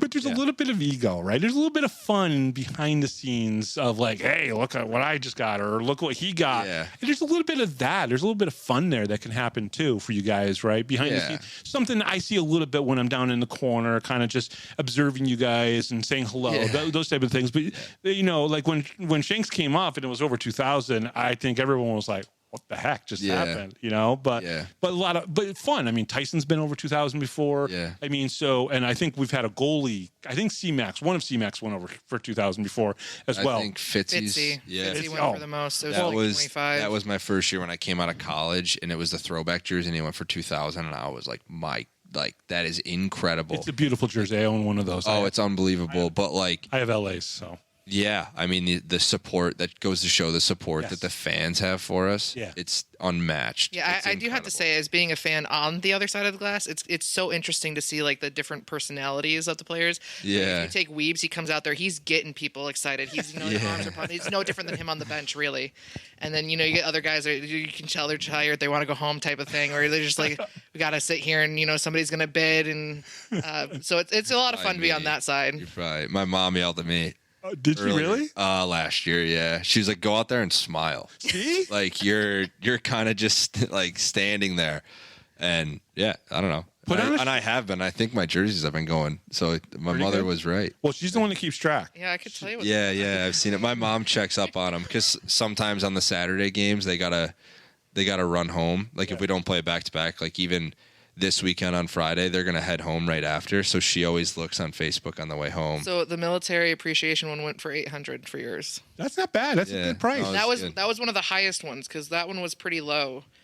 Your average was like $700, and that was pulling it. So higher end there. My mom I don't think she listens, but she follows Okay. the posts and stuff. Yeah, and yeah. She sees what the jersey auctions go for and stuff. I can't get all the parents to listen. I'm trying. It's funny though, because I don't know if my mom's ever listened to a podcast, so I wouldn't Really? take that personally. I honestly fair don't enough. know. Well, listen, until this show, I didn't listen to podcasts either. So. Yeah. Yeah. Like my mom, she looks at all the posts and stays up to date, and then Sweet. I got to answer questions from her. Really? And Do I get you in trouble? What's going on? No, okay, no, good. no. Okay, but good, like good. if you report on something, she'll ask you about it. she'll ask, and then Maybe if he's an impact player. Yeah, exactly. And she's great. My parents both just support me so much. When I was coming back, my mom was more than excited. She said if I didn't come back, she was probably still going to come to games. She Awesome. loves it. She loves it. Oh my gosh, I got to meet her now. I honestly want to meet her now. Just great. because of that comment alone, that she would still come back to this environment, this hockey environment. Yeah. That I don't think guys, until they get here, because some of you guys play in smaller buildings in juniors or in college, right? And then you come here and you're like, holy shit. It's crazy. And D-Raz says, listen, because he played in Utica, right? And that we know what Utica can do for D3 hockey, right? He played in front of people, and he said, wow, this was not what I expected. Yeah, no, exactly that. Like when I was in college, you heard about the Fed, but not too much. Right. Or you heard bad things. You said it. Yeah. And Well, a couple years ago, the Fed, it's gotten better gradually as the years gone on. So yeah, and usually, when it comes to stories like that, the exciting ones are the bad ones. Yeah. So exactly. You kind of hear about that, and in my head it was, I'll finish out the year, and if I have to go back to playing, the Fed, I don't know. This is a college kid with a little bit of an ego on him, and then I came here towards the end of the year, and just the support and my experience, it's like we're living the dream. Like this is. When it comes to playing pro hockey, this is almost as good as it gets, unless you go up to like the AHL and NHL. So before I let you go, talk a little bit about Brian. Brian is a guy who came here. He's a fan of the Binghamton Black Bears, Binghamton hockey. Yeah. He knows about the Power Play Post Show, and everything like that. But he is also a guy that is helping to change your life. Yeah. And give you something that is, for your future. Right. Can you talk a little bit more about Brian? And I know we talked about it before. Yeah. But we're now, 5 months into the season, whatever it is. Talk a little bit about Brian and that relationship and working for him and learning from him. Yeah, he's great. A big reason of, also why I came back, because I'm able to kind of see see if finance is something I like after hockey, and kind of introduce myself into that world. And he's at all the games, and it's funny, like we're at the office and he'll stop in if he's got a little break, and we'll talk hockey, and he'll mention, your posts, and I see his comments every once in a while and stuff. Nice. He's just a huge hockey fan. And for me personally, just somebody, here there's, I pick Q's brain, and at work, it's him. Like I really try to learn from him, and I'm very fortunate that I was introduced to him actually by Mike Shara, who owns the car garage over in like Endicott area. So it kind of just goes to show how the fans are here. They want to help us out. They want to help each other out. And he's been awesome. We've gotten obviously very close, and working there, it's great. Like they're very flexible with me. They understand I have a busy schedule. You're here now doing this interview, and so I'm supposed to be at work in 6 minutes. So, but it's one of those that he understands that as an athlete, sometimes you have other things, and it's not that that's a secondary, but he knows that I'll stay after work and cover, make up the time and whatnot. But he's been great. He's been great. It's sometimes nice too at work to talk hockey. Yeah. Get out of the finance world and talk hockey with him. And he tells me all about the history here and players that have come through here. And it's really interesting, because I was a Sabres fan growing up. I'm not from Binghamton. No. Right. He's a Rangers fan too. So he tells me all about the old Rangers, and what he thinks we need, and he'll give me line suggestions every once in a while and stuff. Love it, it's love kind of funny. It's great though. It's awesome. Yeah. It is awesome, and just it's a guy that I really look to for help and advice in the business world. My parents are both teachers. Yeah. So they got their job at 22, 23, worked at the school district for 30 years and retired. So just kind of picking his brain on how the business world works. And yeah, he's been great. I'm so fortunate to have met him. Awesome. Taylor, I'll let you have the last question. So I actually have it's a really silly one. I was going to ask a very serious one, but I'm going to stick with silly this time. And it's not hockey related whatsoever, but it's a would you rather, and would you rather face 100 horse-sized ducks or one? Did I mess that up? No, you're right. I've heard this one before. 100 horse-sized. No, it's 100 one horse-sized duck or 100 duck-sized horses. No, duck horses. We're messing this all up. I'm trying to think. It's like one. I think I wrote it down. Hold on. Horse-sized we'll get there. duck. One horse-sized duck. Or 100 ducks that are, or one. Would you rather fight 100 of... duck-sized horses or one horse-sized duck? I couldn't even get it out. We'll eventually get there. The best ending to any podcast interview I've ever done. Right here. Go ahead. I'm trying to think. One horse. Can you say that again? Because that's a big duck. If you think about a duck being the size of a horse. So that's where I'm going. I've answered this before. 100 duck-sized horses or one horse-sized duck? Yeah. 100. The 100 one. Really? I would take the one horse-sized duck. Oh, yeah, 100%. I don't think so. Ducks can be pretty big, and those horses can kick, man. Yeah, but they're small. If it's 100. Have you ever seen a miniature horse? They're worse than actual horses. Yeah, but they're slightly smaller. Yeah, but even the horse would be smaller than the miniature horse. Yeah, because you'd be a duck. My thing is the beak on the duck. If it was the size of a horse, like if that thing grabs onto you, you're done. That's like an alligator. Completely done. It'd be like an alligator. Yeah, you'd be chomping down on you. Yeah. If it gets a piece of you. I think I'd rather face the duck. I've had both. I've had ducks and horses, so I think I'd rather face the duck. With that being said, Scotty, thank you very much. Yeah. This was her first interview. And we messed up that last question royally. No, it's really good because none of us can say it. Not one of us three can say it. I was confused. I thought I had it too. I was so confident. Thank you so much for coming on. Yeah, this was great. I absolutely love talking with you. Thank God it wasn't 3 hours. Yeah. Like the last time we talked. Yeah, I like it a lot better in person, I think. Yeah, no, it's just more of a conversation. And I feel it flows a bit better. It is. But thank you for everyone. That's the whole reason he wanted you to be my first one, because he goes, it is like having a conversation. Yeah. And he's like, it's so easy to talk to Scotty. And I was I'm a like, people person. Yeah, you are. You definitely are. He is Scotty Ramaekers. We'll be right back right after this, right here on the Power Play Post Show.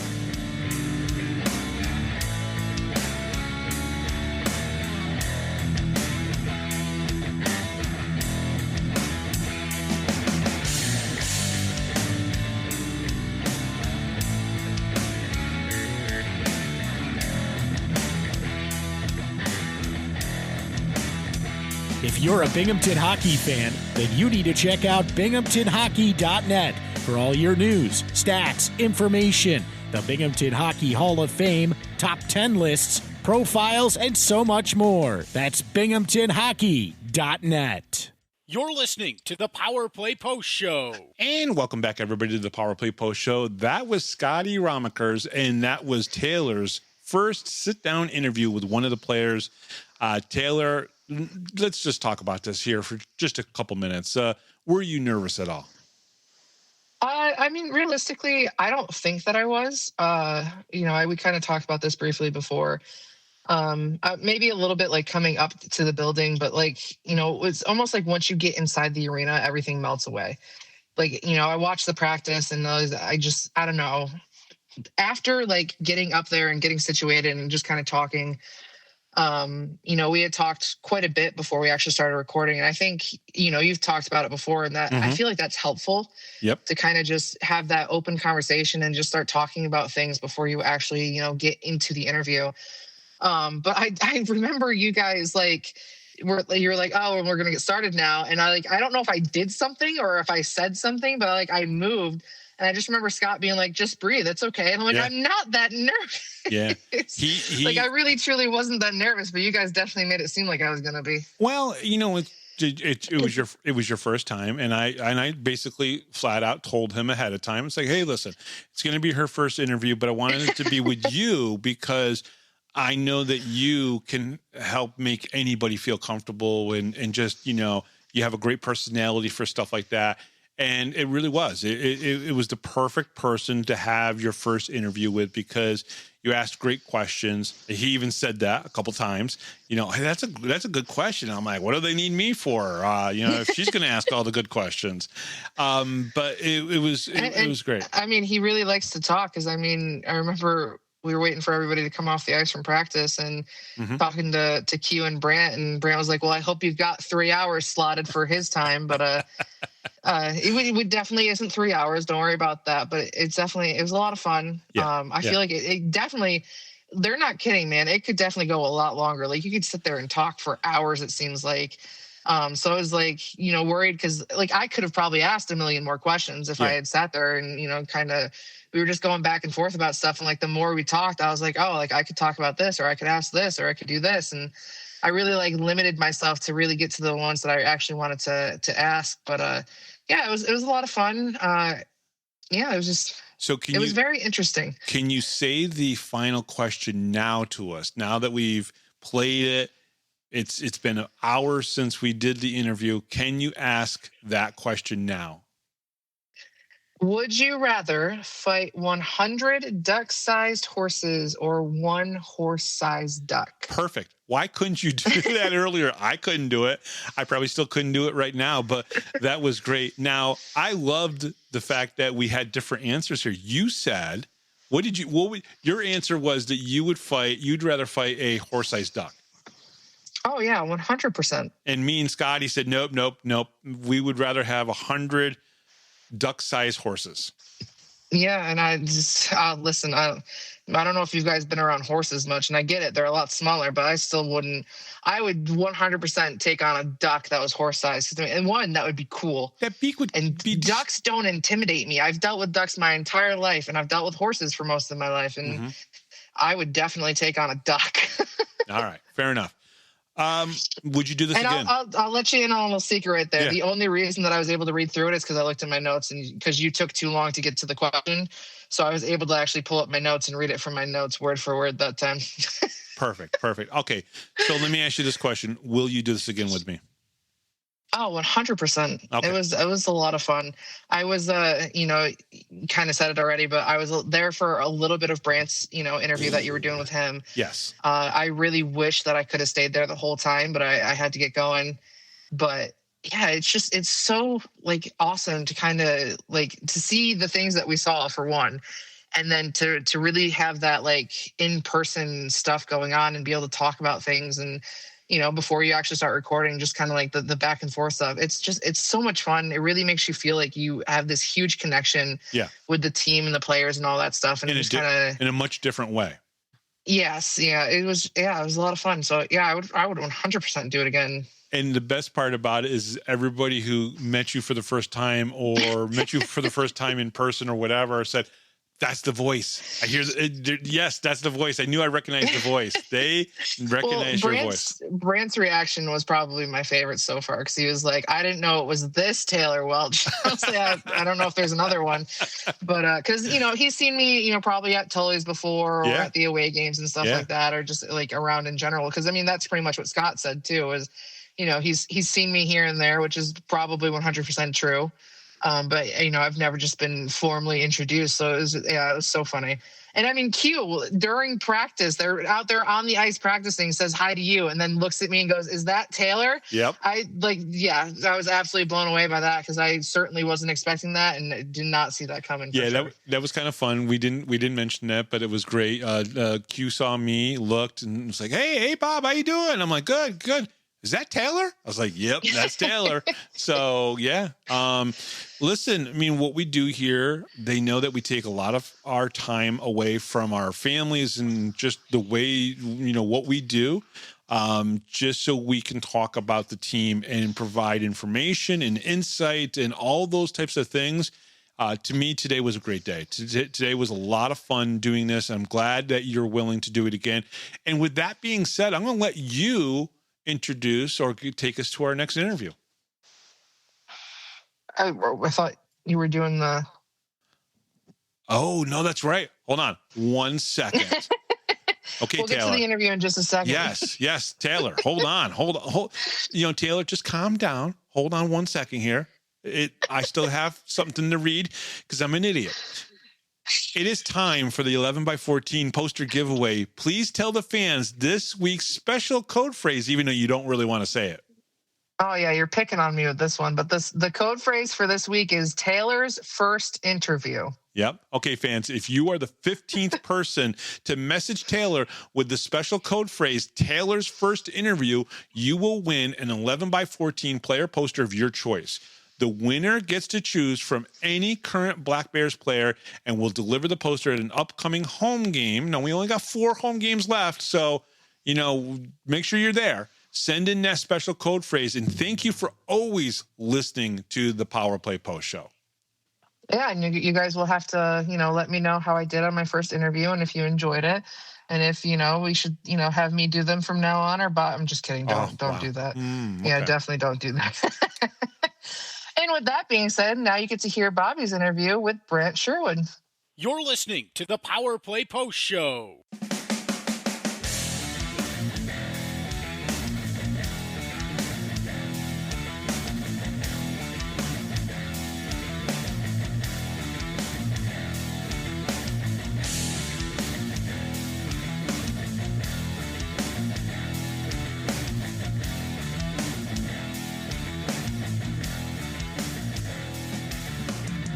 Here is another Power Play Post Show interview exclusive with Bob Howard. And welcome back, everybody, to the Power Play Post Show. I am sitting here at the Visions Veterans Memorial Arena again, this time with Brant Sherwood of the Binghamton Black Bears. Brant, welcome back to the show. It's always great to talk to you. It's been a while. Thanks for having me, Bob. Appreciate it. Season's been going good so far. We just talked to Scotty Ramaekers, and he talked a little bit about not being able to hit 50. But still, this season's been great for you guys. You've had a lot of movement in the roster, a lot of changes, people going up, people coming down. CMAC has kind of moved on maybe just a little bit, yet the team is still winning. Your impressions so far, 46 games in? Just every season's new, and I think one of the main goals in a 56-game season is getting 30 wins. So the fact that we're creeping up on 40 or already at 40 is a huge accomplishment. Obviously, getting 50, it's a tall task, and we came up a little bit short of that. And who knows where these next 10 games are going to go? But overall, I like our game, and it's a matter of just playing the right way this time of year and getting into a groove and making sure we're going into playoffs with a full head of steam. So I'm very proud of where we're at, where we're going, and now it's just about managing the roster for the next 5 to 7 games and making sure the college guys get in, they get meshed in pretty well, and seeing what we can do with that so we can cruise right into the playoffs. When you bring in players from college, are you now looking to see if they have some sort of weird tie to the NHL? Because it seems like, let's bring in an associate head coach. Okay, yeah, he's played in the NHL. Oh, let's bring in this defenseman. Oh, his dad played 14 years in the NHL. But that's how you kind of build a big and a strong and an effective team, right? You're not just looking for any player that's available. You're looking for the right players. And in this case, this just falls into, his dad played in the NHL. Talk about Matt York. Yeah, so it's funny how Yorkie, got into this team. Originally, we had Schwinny come in, and he's excited to join us. But I got those guys through Mason Esworthy. So you love it. He was working over at Elmira before he just got hired to work hockey operations with RIT. So he put me on to these 2 guys, and I was excited to talk to him. Schwinny took the bait pretty early, and we got him in. And then for that sold-out game last weekend, Schwinny asked for it was 10, 15 tickets. So I was trying to scramble. I called Bobby and Andreas. I was like, hey, this could be a good recruiting tool to get these Elmira kids in. Right. So Yorkie came to the game, and he loved it so much that I got a call from him Monday when he was already thinking about joining the corporate world after college, and now he wants to play for another year. And I think it's a huge thing bringing college guys in each and every year. And if teams aren't doing it in our league, then you're kind of not preparing for the future, or, kind of getting those reinforcements, because stuff could happen. The guys get suspended, injured, whatnot. But you know what? Yorkie's a really solid defenseman. He ends plays pretty quickly. He has a really good stick. And I thought he did a great job on Saturday. So we're happy to have him. And just to go along with the, the family ties, when we're looking for guys, it's a lot to do with character and, were they leaders on their previous team, and, do they have a good relationship with their family? And, it went a really long way, and didn't really know that about Yorkie, but yeah, he's got good genes in his family, and it got passed down along the way, which is good. Taylor? So what you're saying is you no longer have to slide into DMs to recruit some guys, because after the interview with Scotty, we found out that you slid in his DMs to get him to come join on Instagram. There's a couple times where you got to do that. If you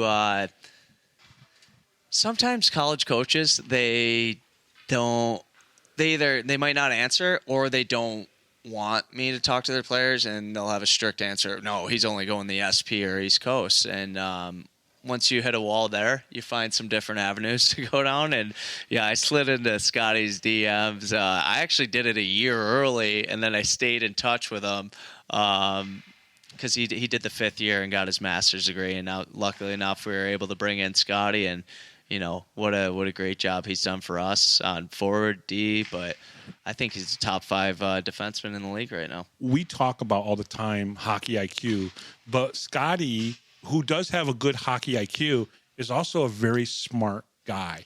Can you, in that 45 minutes of sometimes you talking to a player for the first time, know whether or not the guy is not just a good hockey player because you see his stats, but that he has a good hockey IQ, but just also intelligent outside of hockey too? Because I think that's also important. He was pretty articulate, and one thing that I know with intelligence, sometimes it's not your, vocabulary, but he had really good awareness and what he was getting himself into. He was coming into a great team, and he's very realistic about expectations and, his opportunity, and he just handled it so maturely and knew that, hey, I'm just going to get in my 5 games coming out of college, and hopefully I can help the team in playoffs. If not, hopefully I can come back the next year. And, Scotty, he's very smart for recognizing some situations. And last year, before playoffs, he kind of saw the forward lineup, and he's maybe thinking to himself, maybe I can't get in, and comes into my office, hey, I play D, and if that's what's going to take for me to play in every game in playoffs, I want to make the switch. So I was in full support, and look at us now. Now he's more of a full-time defenseman, and when we need help up front, I'll sometimes drag him up, or Weebs, or Ando, or a bunch of other guys. We got E up on forward when I had him starting at D and training all summer to be a defenseman. So these guys are truly soldiers, and I think they're just bought into the overall team. I've mentioned this to you before about being the Bill Belichick of single-A hockey, right? Because what did Bill do? Whenever somebody went down, he had somebody else he could plug in. Because if everybody can play every position, cross-training is a big thing in the business world, right? We need to cross-train all these employees to make sure that they can do everything. So when someone goes down, we have somebody to step in, right? This also happens in hockey, and even in professional sports, just in general, and you've done a very good job at that. Is that something that your mindset came into coaching, doing that? I've just, I've been playing at this, I'd say the single A, double A level for a while. And one thing I've noticed is there's a weakness in defensemen at this tier. So I do see some forwards that kind of slip through the cracks that I think are really good, and it's hey, maybe if you made that switch, what could have happened? and it gives them like just a second chance at their career to kind of revamp themselves. Maybe if they weren't like a prolific goal scorer and they're just good forechecker, good fourth liner in college, good skater, good skater, and then they make the transition to D, and they're like, man, I wish I did this when I was 13, 14 years old. I would have gone Div 1 or major junior or something like that. But for example, Jesse Anderson. Yeah. Do you think he'd still be playing if he was a forward? I know this is a hard question. Maybe this is an unfair question. It's okay. But would he still be playing today if he was still a forward based on the team and the players you've brought in? Because to me, and I everybody has good years, bad years, ups and downs, whatever that might be, right? To me, consistently the last 3 years, he's been one of your guys that you can always lean on defensively. Yeah, he's a staple in the back end, and no shot at Ando, but I've seen him play forward, and he's a good forward, and he has good middle lane drives, but a little bit of lack of that scoring touch. Like, I don't know if Ando I'm only going to be a forward. I don't know if Ando would be here, and that's no knock on Ando, but the flip side of that is I think he's a top 10 defenseman in the league, so he's flourished in that position, and he might not like it, but sometimes I am like looking out for these guys' best interests. Like, hey, I don't want you going anywhere else, and if you want to stay here, maybe you make the switch to the back end and secure your job. So I've done that a few times. I even did it with Gino D'Angelo my first year, but that didn't work out too. It didn't work out, and he wanted to be a forward, and he goes over to Elmira, and guess what? They end up putting him to D. So like sometimes I explain to these guys, I was like, hey, this is maybe something you have to do to be here, and if you accept this role and work at it and kind of see the light at the end of the tunnel, it's gonna you might end up falling in love with it. So I take a lot of pride in switching forwards to D, and a lot of the time it's a lot of one-on-one coaching, on ice development, and then video as well, and just talks throughout the game. And another good part of it is our some of our defensive leaders, and they take charge and they help guys out along the side. Now this season's been a strange season for roster because injuries and call-ups and visa situations, all that stuff has just kind of jumbled everything up. What do you think? And I asked Scotty this earlier. What do you think has kept the team together to win these games? I think just being connected, like our room's just all about the same goal, and we just want to win each and every game and win a championship. So I think we're all just pursuing the same thing and on the same page. And I also think a lack of movement in our roster too. Like we've had the same guys. Like you can look at a bunch of AA, single A teams, and sometimes these rosters, they go to like 2 pages and they have so many guys coming in and out, where I think guys really enjoy being here and they want to flourish here. And then if they want to make the, I guess, quote unquote, jump to the SP or go to the coast, they can fully do that the following year. But once they get here, they're like, I want to stick with the boys and I want to get a job done and develop here, and then take my chances somewhere else next year. The goal, Blake Tosto is one of those examples. The goal obviously is to win a championship. We all know that. We've coming into the season, the three-peat was definitely something that was on the table. 50 wins was on the table, and you guys are probably going to come as close as you're going to come again to 50 wins, which is pretty insane. But your job these last 10 games is a lot more difficult than people understand. Yeah. You have to get college players in. You have to figure out which college players need to come in. You have to make decisions. People have to leave, and people have to be released. Those types of things. Talk a little bit about the difficulties of not those decisions, but necessarily this time of year, because a lot of people think, the goal is they're just trying to win a championship right now. But you're thinking about the future of this organization. Even if you aren't a part of the organization, you're trying to help the organization prepare for next season as well. 100%. You want to help this organization flourish for, years to come. I never want to leave an organization bad hands. Like if, let's say I was to go somewhere else or, go up to the East Coast or wherever it might be, end up in college, like I want this team to succeed for a long time, and I want to set up the next coach to have the best possible team, or even set up myself for next year. Like that's why you got to utilize bringing in these college guys, make sure they get their 5 games, and it's crammed in a 10 to 15 game span. So then just there's a lot more conversations that go on in the room. You have to explain to the older guys, why they're getting a rest day. You have to explain to the college guys, hey, like for example, Yorkie, he hasn't played in a home game yet, and I had to talk to him today and say, hey, I'm gonna get you in a home game, but this game on Friday, I want our guys that have been here and the big dogs that were up there in Port Huron to take charge of that and really lay down the law with these guys. So it's just a lot more talk, and there is a little bit more roster movement this time of year. Like for example, I just had to have a conversation with Marshall McCaleb and release him because at the start of the week we had 5 goalies. Now we're down to 3, but just those things you have to make quick decisions, and you got to think what's best for this team going forward. And the conversation with Marshall is like, hey, you had a great game on Saturday. I got some other guys coming in, and we'd love to have you back for training camp next year, but totally understand if you want to sign somewhere else. So give them that option. But, it's about getting these guys' foot in the door, hopefully getting them hooked and bringing them back for next year or helping us in playoffs if, someone goes down. All right, Brant, let's talk about the Port Huron Prowlers, thorn in everybody's side in the league because they're physical.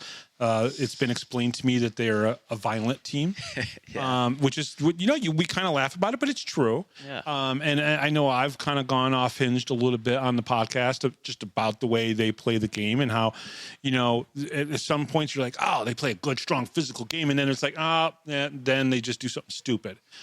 How do you talk to your players about going into this game and hoping that we come out of it unscathed?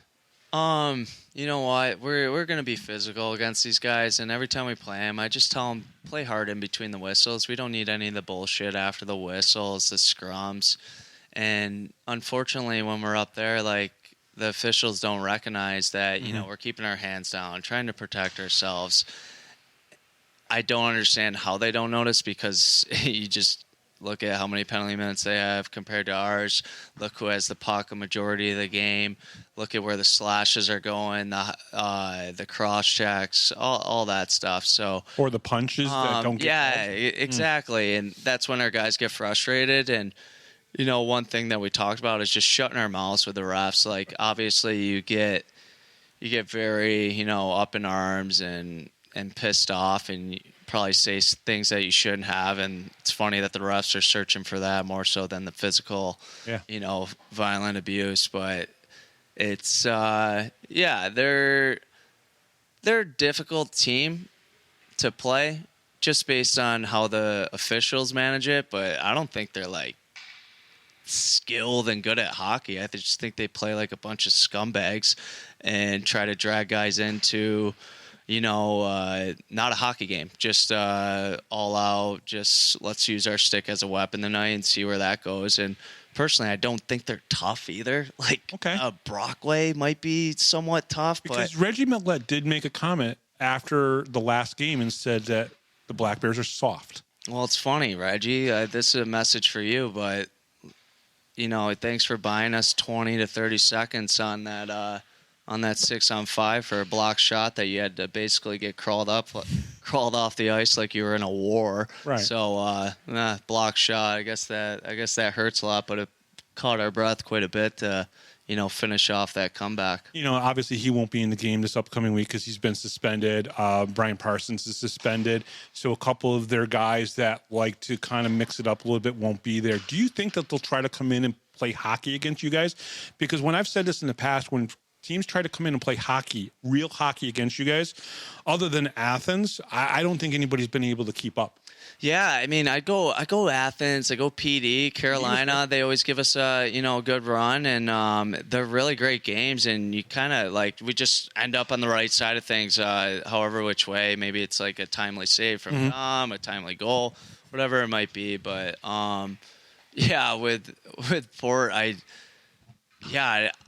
think they could be good, but I don't know. I just think they got some confusing leadership in there, and this macho mentality of we're gonna just abuse these guys, and hopefully they say we can sneak something in. And then Paul will say, we stood up for each other. We stood up for each other. We stood up for each other while you're beating someone's head into the ice, which makes no sense to me at all. But either way, I mean, I'm allowed to tell our guys to be tough and play tough, and if you got to answer the bell, answer the bell. But I don't think that's a guy that should be saying anything. I don't know how many fights he's been in. I've been close to over 100. So, it's interesting. I never liked coaches like that were preached a tough game and they were never a tough guy. Fair enough.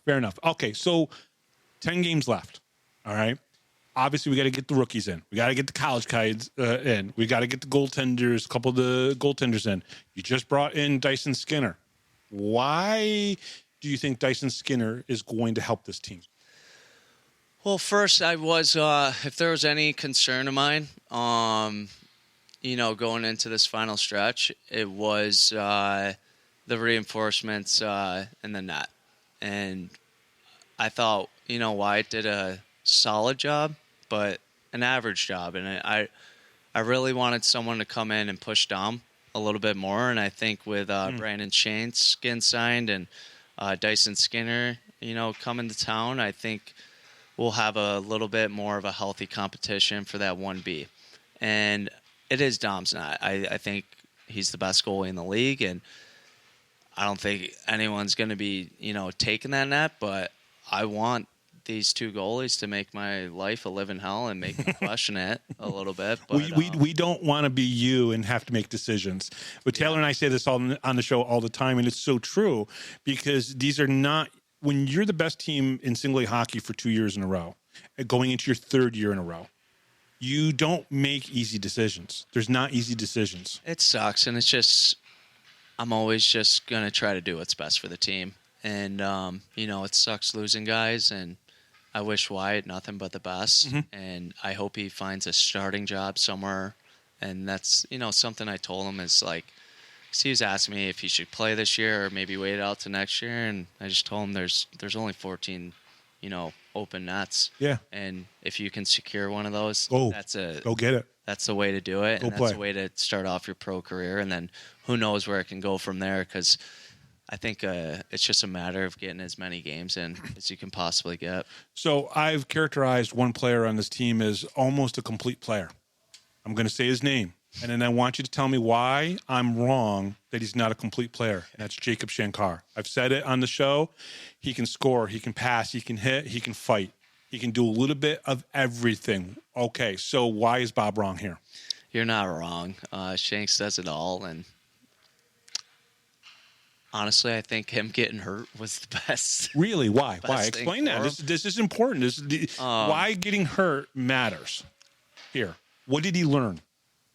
So I'm sure Shanks knows this, but at the beginning of the year, we brought in staff, we brought in Sarge. Yeah. And there was some competition, and Swain as well. Swain and Shanks were on the bubble at the beginning of the year, and I didn't know if they were going to make it for the entire year, but they just live to fight another day, and they always do something. They always bring something to the party each and every game, and that's where Shanks' complete game comes about, because if he's not scoring, he's finishing his hits. He's going to step up for his teammates. He's going to win draws. He can play in the wing. He's so versatile that, it added so much value to him. But him getting hurt, when he came back, he was in better shape. He got on the Q program, and he really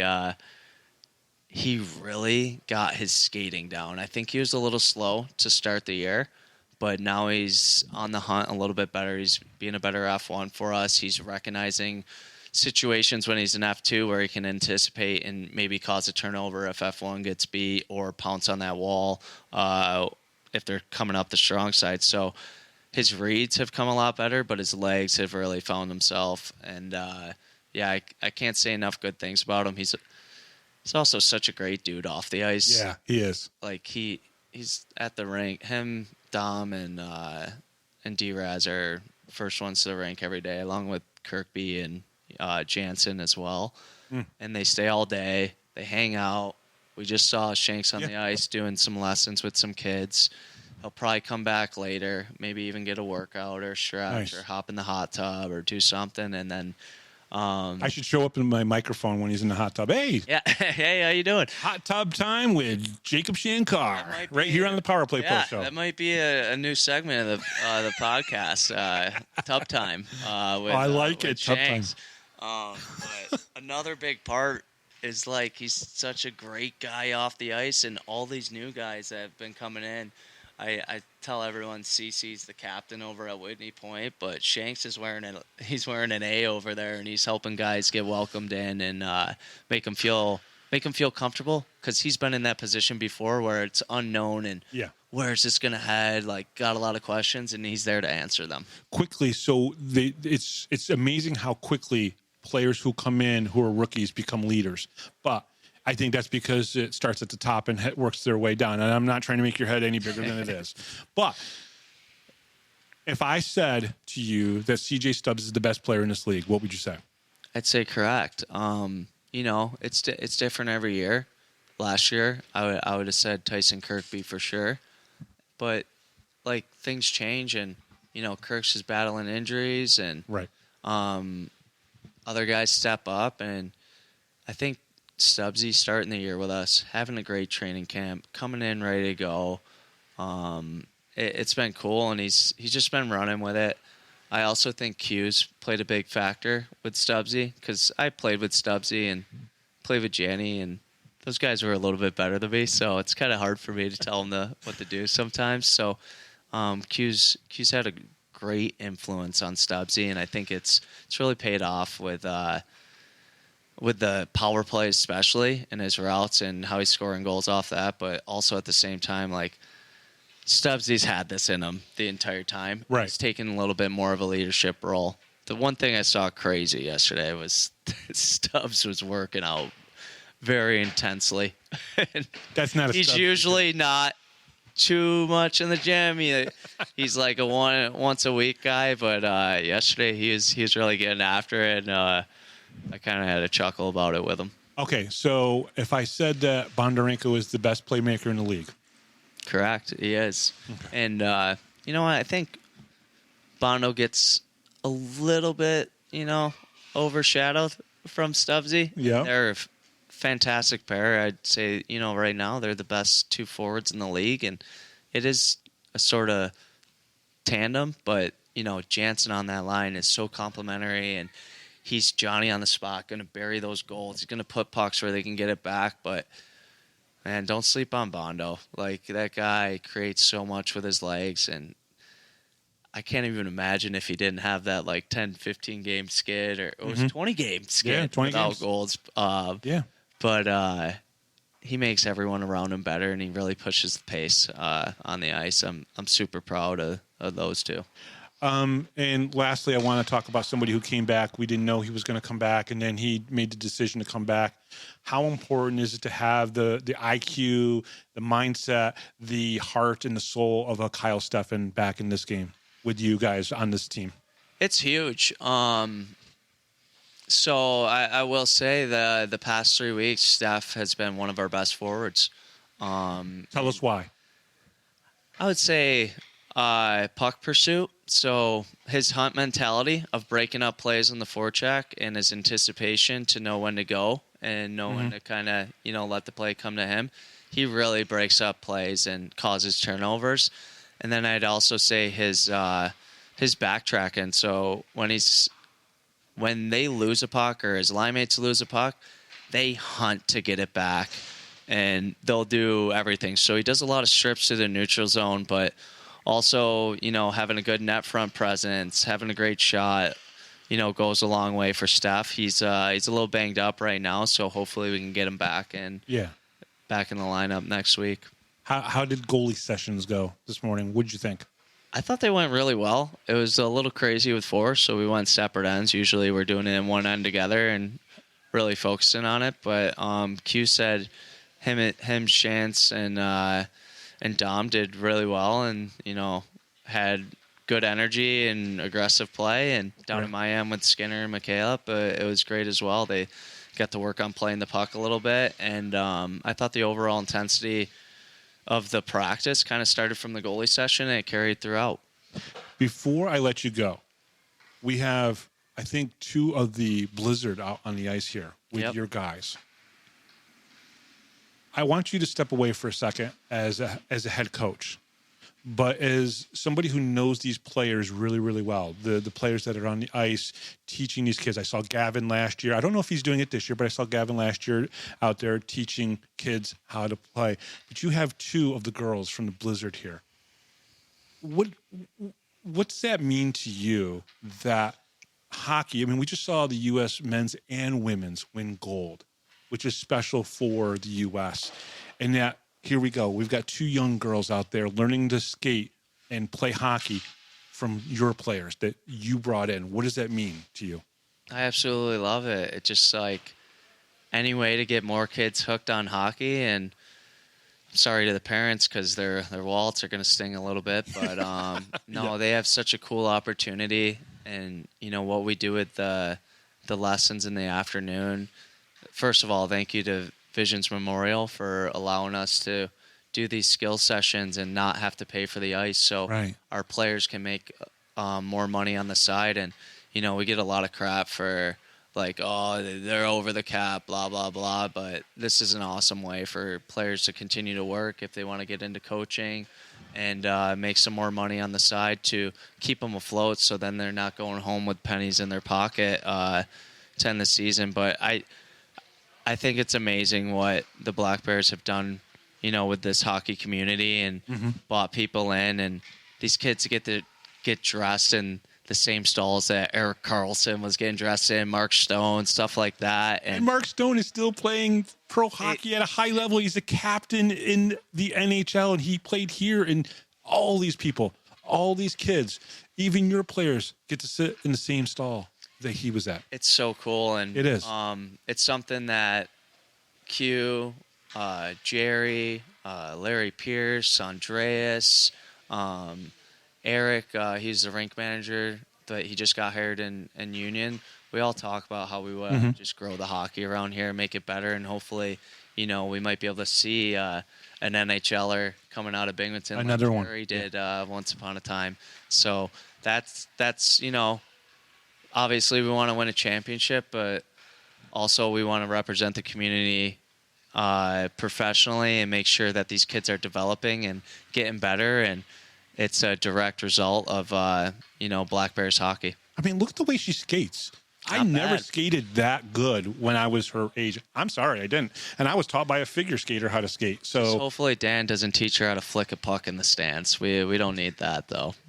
But his blue line work and how he gains zones. Port Huron coming to town, right? So that kind of worked out really well. Nice. I also think they shouldn't be shutting off the lights like that and have such short glass, but that's just me. I mean, look at that. That was great form. That was a great release. It's a great release. Great release. Coach, thank you so much for coming on. It's always a pleasure to talk to you. I know we've been, not as communicative maybe this year. You've been busy with Q, this team, but every time I've ever messaged you, I always get that response back, and I appreciate that. It means a lot to me. I appreciate what you do. You let me find out about my players a little bit more. You're part of my weekly routine, and I really think you bring the Black Bears, family together. So I appreciate what you and Taylor do, and it's been a pleasure working with you for the past 3 years. Awesome. Thank you very much. He is Brant Sherwood, and we'll be right back right after this, right here on the Power Play Post Show. Hi, everyone. I am Gary Ryan, the Fed League Flash, and I am inviting you to join me at Menon Arena in Morristown, New Jersey on Saturday, March 21st, as the Danbury Hat Tricks take on the Watertown Wolves at 7 o'clock. This is not an exhibition game. this one counts. So come on out and watch the Wolves and the Hat Tricks fight for a playoff spot in the Empire Division. Tickets are only $17, and you can order yours by going to https:/e/166276, or you can also call 973-326-7651. Come on out. Show the Menin Arena management that you want FPHL hockey in New Jersey. It's going to be an exciting night of hockey, so let's come on out and pack the house. Wolves, Hat Tricks, Fed Hockey at Menin Arena in Morristown, New Jersey, just off the intersection of I-80 and I-287, March 21st. I hope to see you there. And welcome back, everybody, to the Power Play Post Show. That was Brant Sherwood. You've now heard from Brant. You heard from Scotty Ramaekers. Taylor's done interviews. I don't know what else we could do differently, but or even better than this show. So far, this has been an excellent show. And thank you. If you're still listening 2 hours in, thank you very much. We really appreciate it. All right. Support the Power Play Post Show by subscribing on YouTube. When you subscribe and like episodes, it signals to YouTube that hockey fans are engaging, which helps recommend the show to more viewers. As our community grows, we're able to deliver more interviews, like we did today, insights, and hockey discussions. Subscribing and liking is the most effective and completely free way to support the show. Join fellow hockey fans and subscribe on YouTube today. Taylor, we have an important game coming up. Let's start our previews. So previewing the upcoming games versus the Port Huron Prowlers on Friday, on Sock Out Cancer Night, and the Danbury Hat Tricks in Danbury on Saturday night. The Binghamton Black Bears are on top of the Empire Division with a 39-5-2 record, 116 points. They were the first team to clinch a playoff spot. The Black Bears have scored a league-high 247 goals and only allowed 113. The Port Huron Prowlers are in second place in the Empire Division with a 29-14-1 record, which is insane if you look at it. To me, from first to second is a 10-game difference in winnings. I agree. They have 84 points. They have scored 144 goals, but have only allowed 115 goals, just 2 more than the Black Bears. The Danbury Hat Tricks are fifth in the Empire Division with a 19-22-5 record and 58 points. They are 11 points behind. They are 11 points behind the Blue Ridge Bobcats in the division and only have 10 games remaining to try to make it to the playoffs for the 25-26 season. They have scored 156 goals and allowed 172 tallies to their opponents. Now, this season... go ahead. Well, what I was going to say here, if you think about it, right, we're talking about first, second, and then fifth place, separated by 20 wins between first and seventh place in this division. It's crazy. That's crazy. It is. This season, the Black Bears are 5-1 versus the Prowlers with 2 more games to be played in the regular season series. The Black Bears' only loss to the Prowlers was on November 1st, a 4-1 in Port Huron. Against the Hat Tricks this season, the Black Bears are 10-0-1 with more games versus Danbury. The one loss came on February 28th at home, a 4-3 shootout loss. The biggest news story coming into Friday's game is the Prowlers losing 2 players for this key game due to suspensions. Reggie Millette was suspended by the league for 3 games for an aggressor penalty, and Brian Parsons was suspended by the league for 1 game for his actions in the same game last Saturday. Okay, so obviously this is where we got to stop and talk for a second. Obviously, Reggie Millette, got an aggressor penalty. He was fighting someone who clearly did not want to fight. Gets the 3 games. It's kind of like it's weird. Like, I want the Black Bears to beat the Prowlers at their best, but at the same time, I have this weird thing. Like, the only 2 games I care about them 100% winning are the 2 games against the Port Huron Prowlers. But I know if they don't beat the Prowlers in either one of those 2 games, I know the Black Bears are okay. I know the Black Bears will go back, look at videotape, figure out what they need to do to fix that. So if they meet them in the playoffs, they don't have to worry about it. But what I worry about these games against Port Huron is that Port Huron tries to do something to hurt Black Bears players. It is their MO. It is what they've kind of like accumulated throughout the season, is going, I don't want to say headhunting because that's the horrible term, but in the sense of, yes, we're going to come at you and we're going to try to hurt you. And then we're going to turn around and do an interview or run a promotional video saying we're just sticking up for our teammates, which is really horrible. Okay. So having Reggie out and Brian Parsons out, Brian Parsons, what he did deserved 10 games. What he did was really bad. He took a guy who didn't have a helmet on and slammed his head down into the ice and cut his head open. Okay. He should not have just gotten one game. The league was wrong in that sense, but I'm glad he's out for this game upcoming against Friday, even though I really want to beat them when they're full 100%. But I'm okay with the two guys who I feel like are risks to players' safety on the ice being out of this game. I definitely agree with that. It would be, nice to see the Black Bears just beat them with, 100% of their team. On the other side of that, I'm kind of glad that Reggie's not going to be in the lineup because I don't have to listen to booing the entire night. Oh, that's true too. That's a good thing too. That is a very good thing. But yeah, I definitely agree with the video promotion thing that Parsons did. That was, in my own opinion, was just ridiculous. If anybody besides the Port Huron Prowler fans, because for some reason they think that what they were doing was justified and perfectly okay in this world. But for anybody else watching that video and seeing what Parsons did, it was uncalled for. It had nothing to do with the play. The whistle was blown. He dragged a guy to a different corner who wasn't even involved. Yeah. And you're going to sit there and say that you were sticking up for your own team. Nothing happened to your team. Literally nothing. Brockway came in, he laid a hit, and the whistle was blown. The arm on the ref went up, the whistle was blown, and your guys came flying in, and Reggie beat up a guy who wasn't willing to fight him, and then you take a guy to a different corner and you slam him to the ice with no helmet on. That's just that is absolutely dirty, in my opinion. Yeah. To me, it's intent to injure for 100%. I mean, the guy left the ice bleeding. Yeah. No team in this league, especially this league, should ever have to worry about facing another team and leaving the ice with their head bleeding because somebody slammed them down to be a jerk. Yeah, and doing it without his helmet on and not helping him. Like what you do is when a guy goes down, and Scott Ramaekers kind of explained it to us, right? When a guy goes down and he doesn't have his helmet on for any reason, or even if he does have his helmet on, you grab him by the jersey to kind of like limit the blow to the ice for that person. Even if his head isn't going to hit, you still don't want his shoulder. You don't want to dislocate his shoulder or something like that. And it didn't seem like Parsons really gave a damn. And that's too bad. So I'm kind of glad he's out of this game. Yeah, I think everybody else would be too.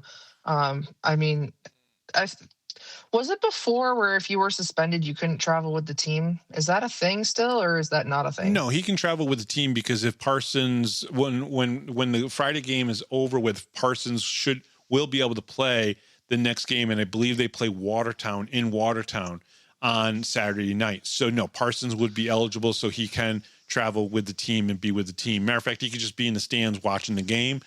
He could be down in the corner watching the game. That's not a big deal. He can actually go into the it might be a big deal if he's down there in that corner, because I can only imagine the amount of chirping that's going to happen. I don't think Parsons would get the chirping. Definitely Reggie. Parsons the reason that anytime Port Huron's in town, he's the one that goes after Frank. And like Frank has been watching himself this season because he's gotten in trouble because of other people. Yeah. And he's like, I don't even say anything anymore. But Parsons the one that goes out of his way every time Port Huron is here to say something to Frank or do something to Frank. So yeah, Parsons definitely has no issues chirping, but he only does it when he's on the ice, and when he goes through the tunnel, it's usually probably pretty quick. All right. So the Prowlers are led by Alex Johnson with 44 games played, 9 goals, 34 assists, and 43 points. He's only got 4 power play goals and 3 game-winning goals. Matt Graham has got 44 games played, 16 goals, 26 assists for 42 points and 6 power play goals and 6 game-winning goals. Bobby Price, 36 games played, 19 goals, 18 assists for 37 points, 4 power play goals, 2 shorthanded goals, and 4 game-winning goals. And I'll say this flat out right now, Bobby Price is being wasted on that team because they don't play to score a lot of goals. They play to be dirty, and Bobby Price isn't that kind of player. That's number one. Reed Cooper, 22, 8-1 with a 2.24 goals against average and a 929 save percentage and 3 shutouts. Also probably on the wrong team because he's a really good player, and they don't play the style of hockey that's going to help him all that much. Now, the hat tricks are led by Anton Rubtsov. 36 games played, 19 goals, 19 assists for 38 points, 2 power play goals, 1 game-winning goal, 1 shorthanded goal, 3 game-winning goals. Eli Rivers, 43 games played, 17-18 for 35 points, 2 power play goals, and 2 game-winning goals. He spent most of his time with PD this season. And then you have Konstantin Chernuk, 42 games played, 5 goals, 22 assists, 27 points, 2 power play goals. He played a lot of his time with Watertown, and I think he got traded to PD and then sent up to Danbury as well. And I do believe probably on Saturday night, we'll probably see Sebastian Rezar, who's returned to the Danbury Hat Tricks. He's 7-6-2 with a 3.54 goals against average and a 918 save percentage. Now, if you add up all the numbers for all of those players, they almost equate to the Black Bears and who they're led by, which is... I got to stop you for just a second because I wanted to make this comment after seeing his name on this list. Yeah. With all the talks about the goalies and the trading and the this and that, I was somebody that I had spoke to earlier this week, and I won't indulge who. We were talking about goalies, and this person just said, I'm so glad that we didn't trade for Rezar. Really? Okay, fair enough. Well, I just thought it was funny because, we've talked about Rezar and, kind of losing his head against, the Black Bear. So there was just kind of like their funny joke about, at least we didn't trade for Rezar. No, that's a very good point. And Rezar, anyways, I don't think he's somebody that is on Brant Sherwood's radar, right? You know what I mean? I don't think that's anybody that I think he thinks about. Okay. So again, if you add up all the numbers of the number ones and the number twos and the number threes, they don't even add up to the Black Bears players from the other two teams. That's the crazy part here. CJ Stubbs, 44 games played, 35 goals, 49 assists for 84 points. Now, Taylor, we have 10 games left. He is scoring points at 1.9 per game. He could legit be the first player in Black Bears history to hit 100 points. So we need to be watching out for that. He's got 12 power play goals, 3 shorthanded goals, and 8 game-winning goals. To me, he is the MVP of this league right now as we're talking. Okay, Ivan Bondarenko, which for some reason I put a V in there instead of a B. Whatever. 46 games played, 14 goals, 67 assists for 81 points. He needs one more assist to break the all-time season for assists record, which Kyle Powell holds. So we'll be watching that on Friday night against the Port Huron Prowlers. 1 power play goal, 1 shorthanded goal for Yvonne. Gavin Yates, 38 games played, 24 goals, 34 assists for 58 points, 8 power play goals, and 2 game-winning goals. And then Dominik Tmej, 23-2-1 with a 2.1 goals against average and a 923 save percentage. Probably goalie of the year, in my opinion, at this point right there. So I think CJ and Dom have a good chance at winning the goalie of the year and MVP. But we know how the league goes. Brant Sherwood has not been coach of the year, and he's won 2 championships. So we'll see. Yeah, I think that's just kind of biased towards Brant because, I mean, McAnama got it last year with the MVP and Yates had it the year before. So we might be all right in that department. I think they really just want to snub Brant, which is, again, is silly. Especially if we come into this one and, they win it a third time, absolutely silly if they don't give it to him this year.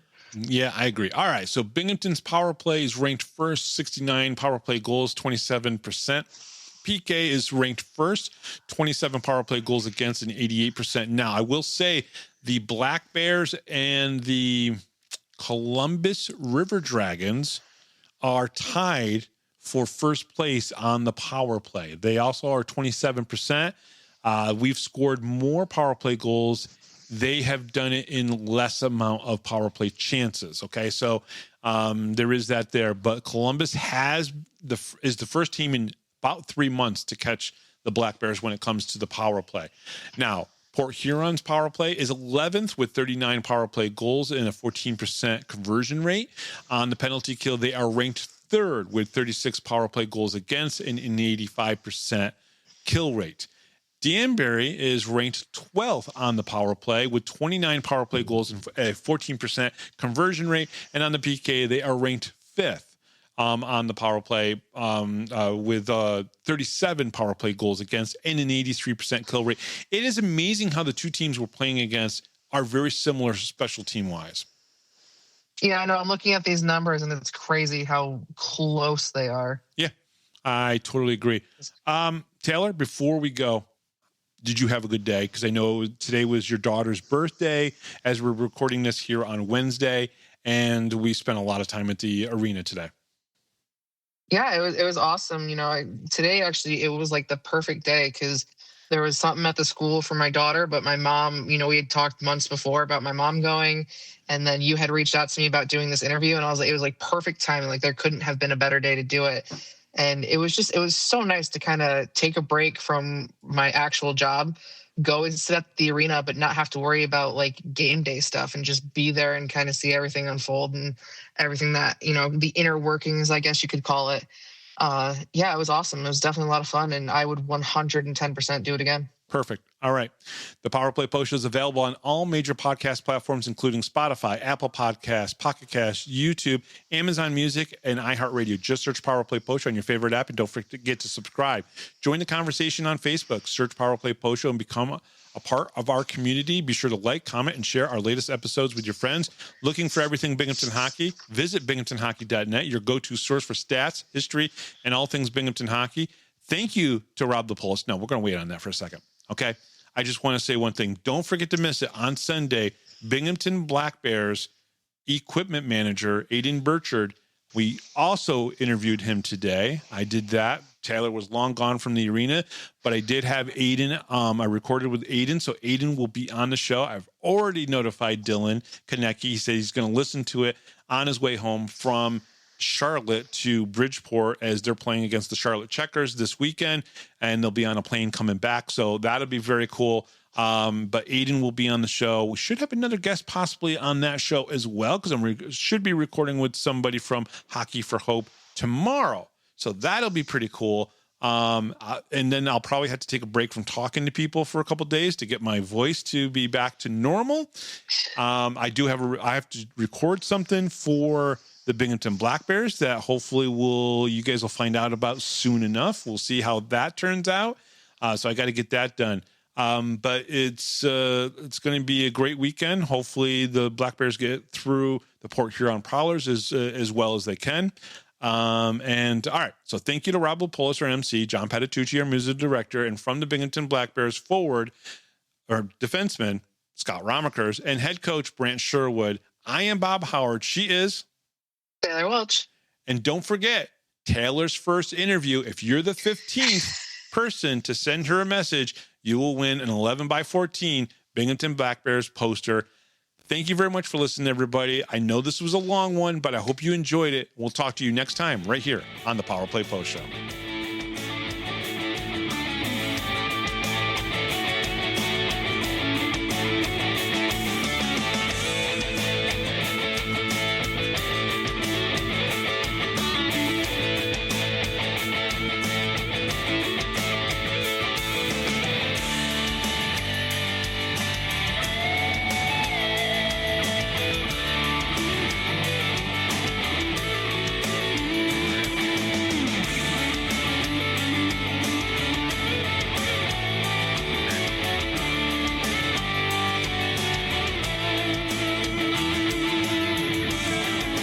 Thanks for listening to this edition of the Power Play Post Show. Be sure to tune in next week to the Box Studios Radio Network for all the latest Black Bears news and interviews from around minor league hockey. The Power Play Post Show would like to thank John Patitucci for all the music you hear on the show. You've been listening to the Power Play Post Show.